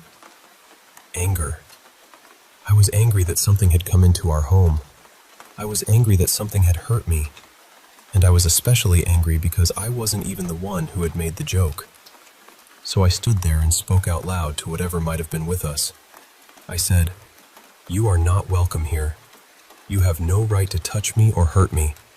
You need to leave this house now." My mom apologized too. She said she was sorry for what she had said, that she had only been joking. After that, we turned the television off. The whole room felt different, like the air had gone too still. Since that night, nothing unseen has ever hurt me again. I've never had another mark appear on my body like that. But I still think about it, because it was honestly one of the most frightening things I've ever experienced. I don't know what came into our home that night. I don't know if it was already there, if it was passing through, or if it somehow took her words as a challenge. And I don't know whether it listened when I told it to leave. What I do know is this. There was no way I scratched myself. My hands were down at my sides while I was watching television. Nobody was sitting close enough to touch me. And the arm that got scratched was against the side of the sofa, right by the wall. So I still wonder about that Z. What did it mean? Why that shape? And why me?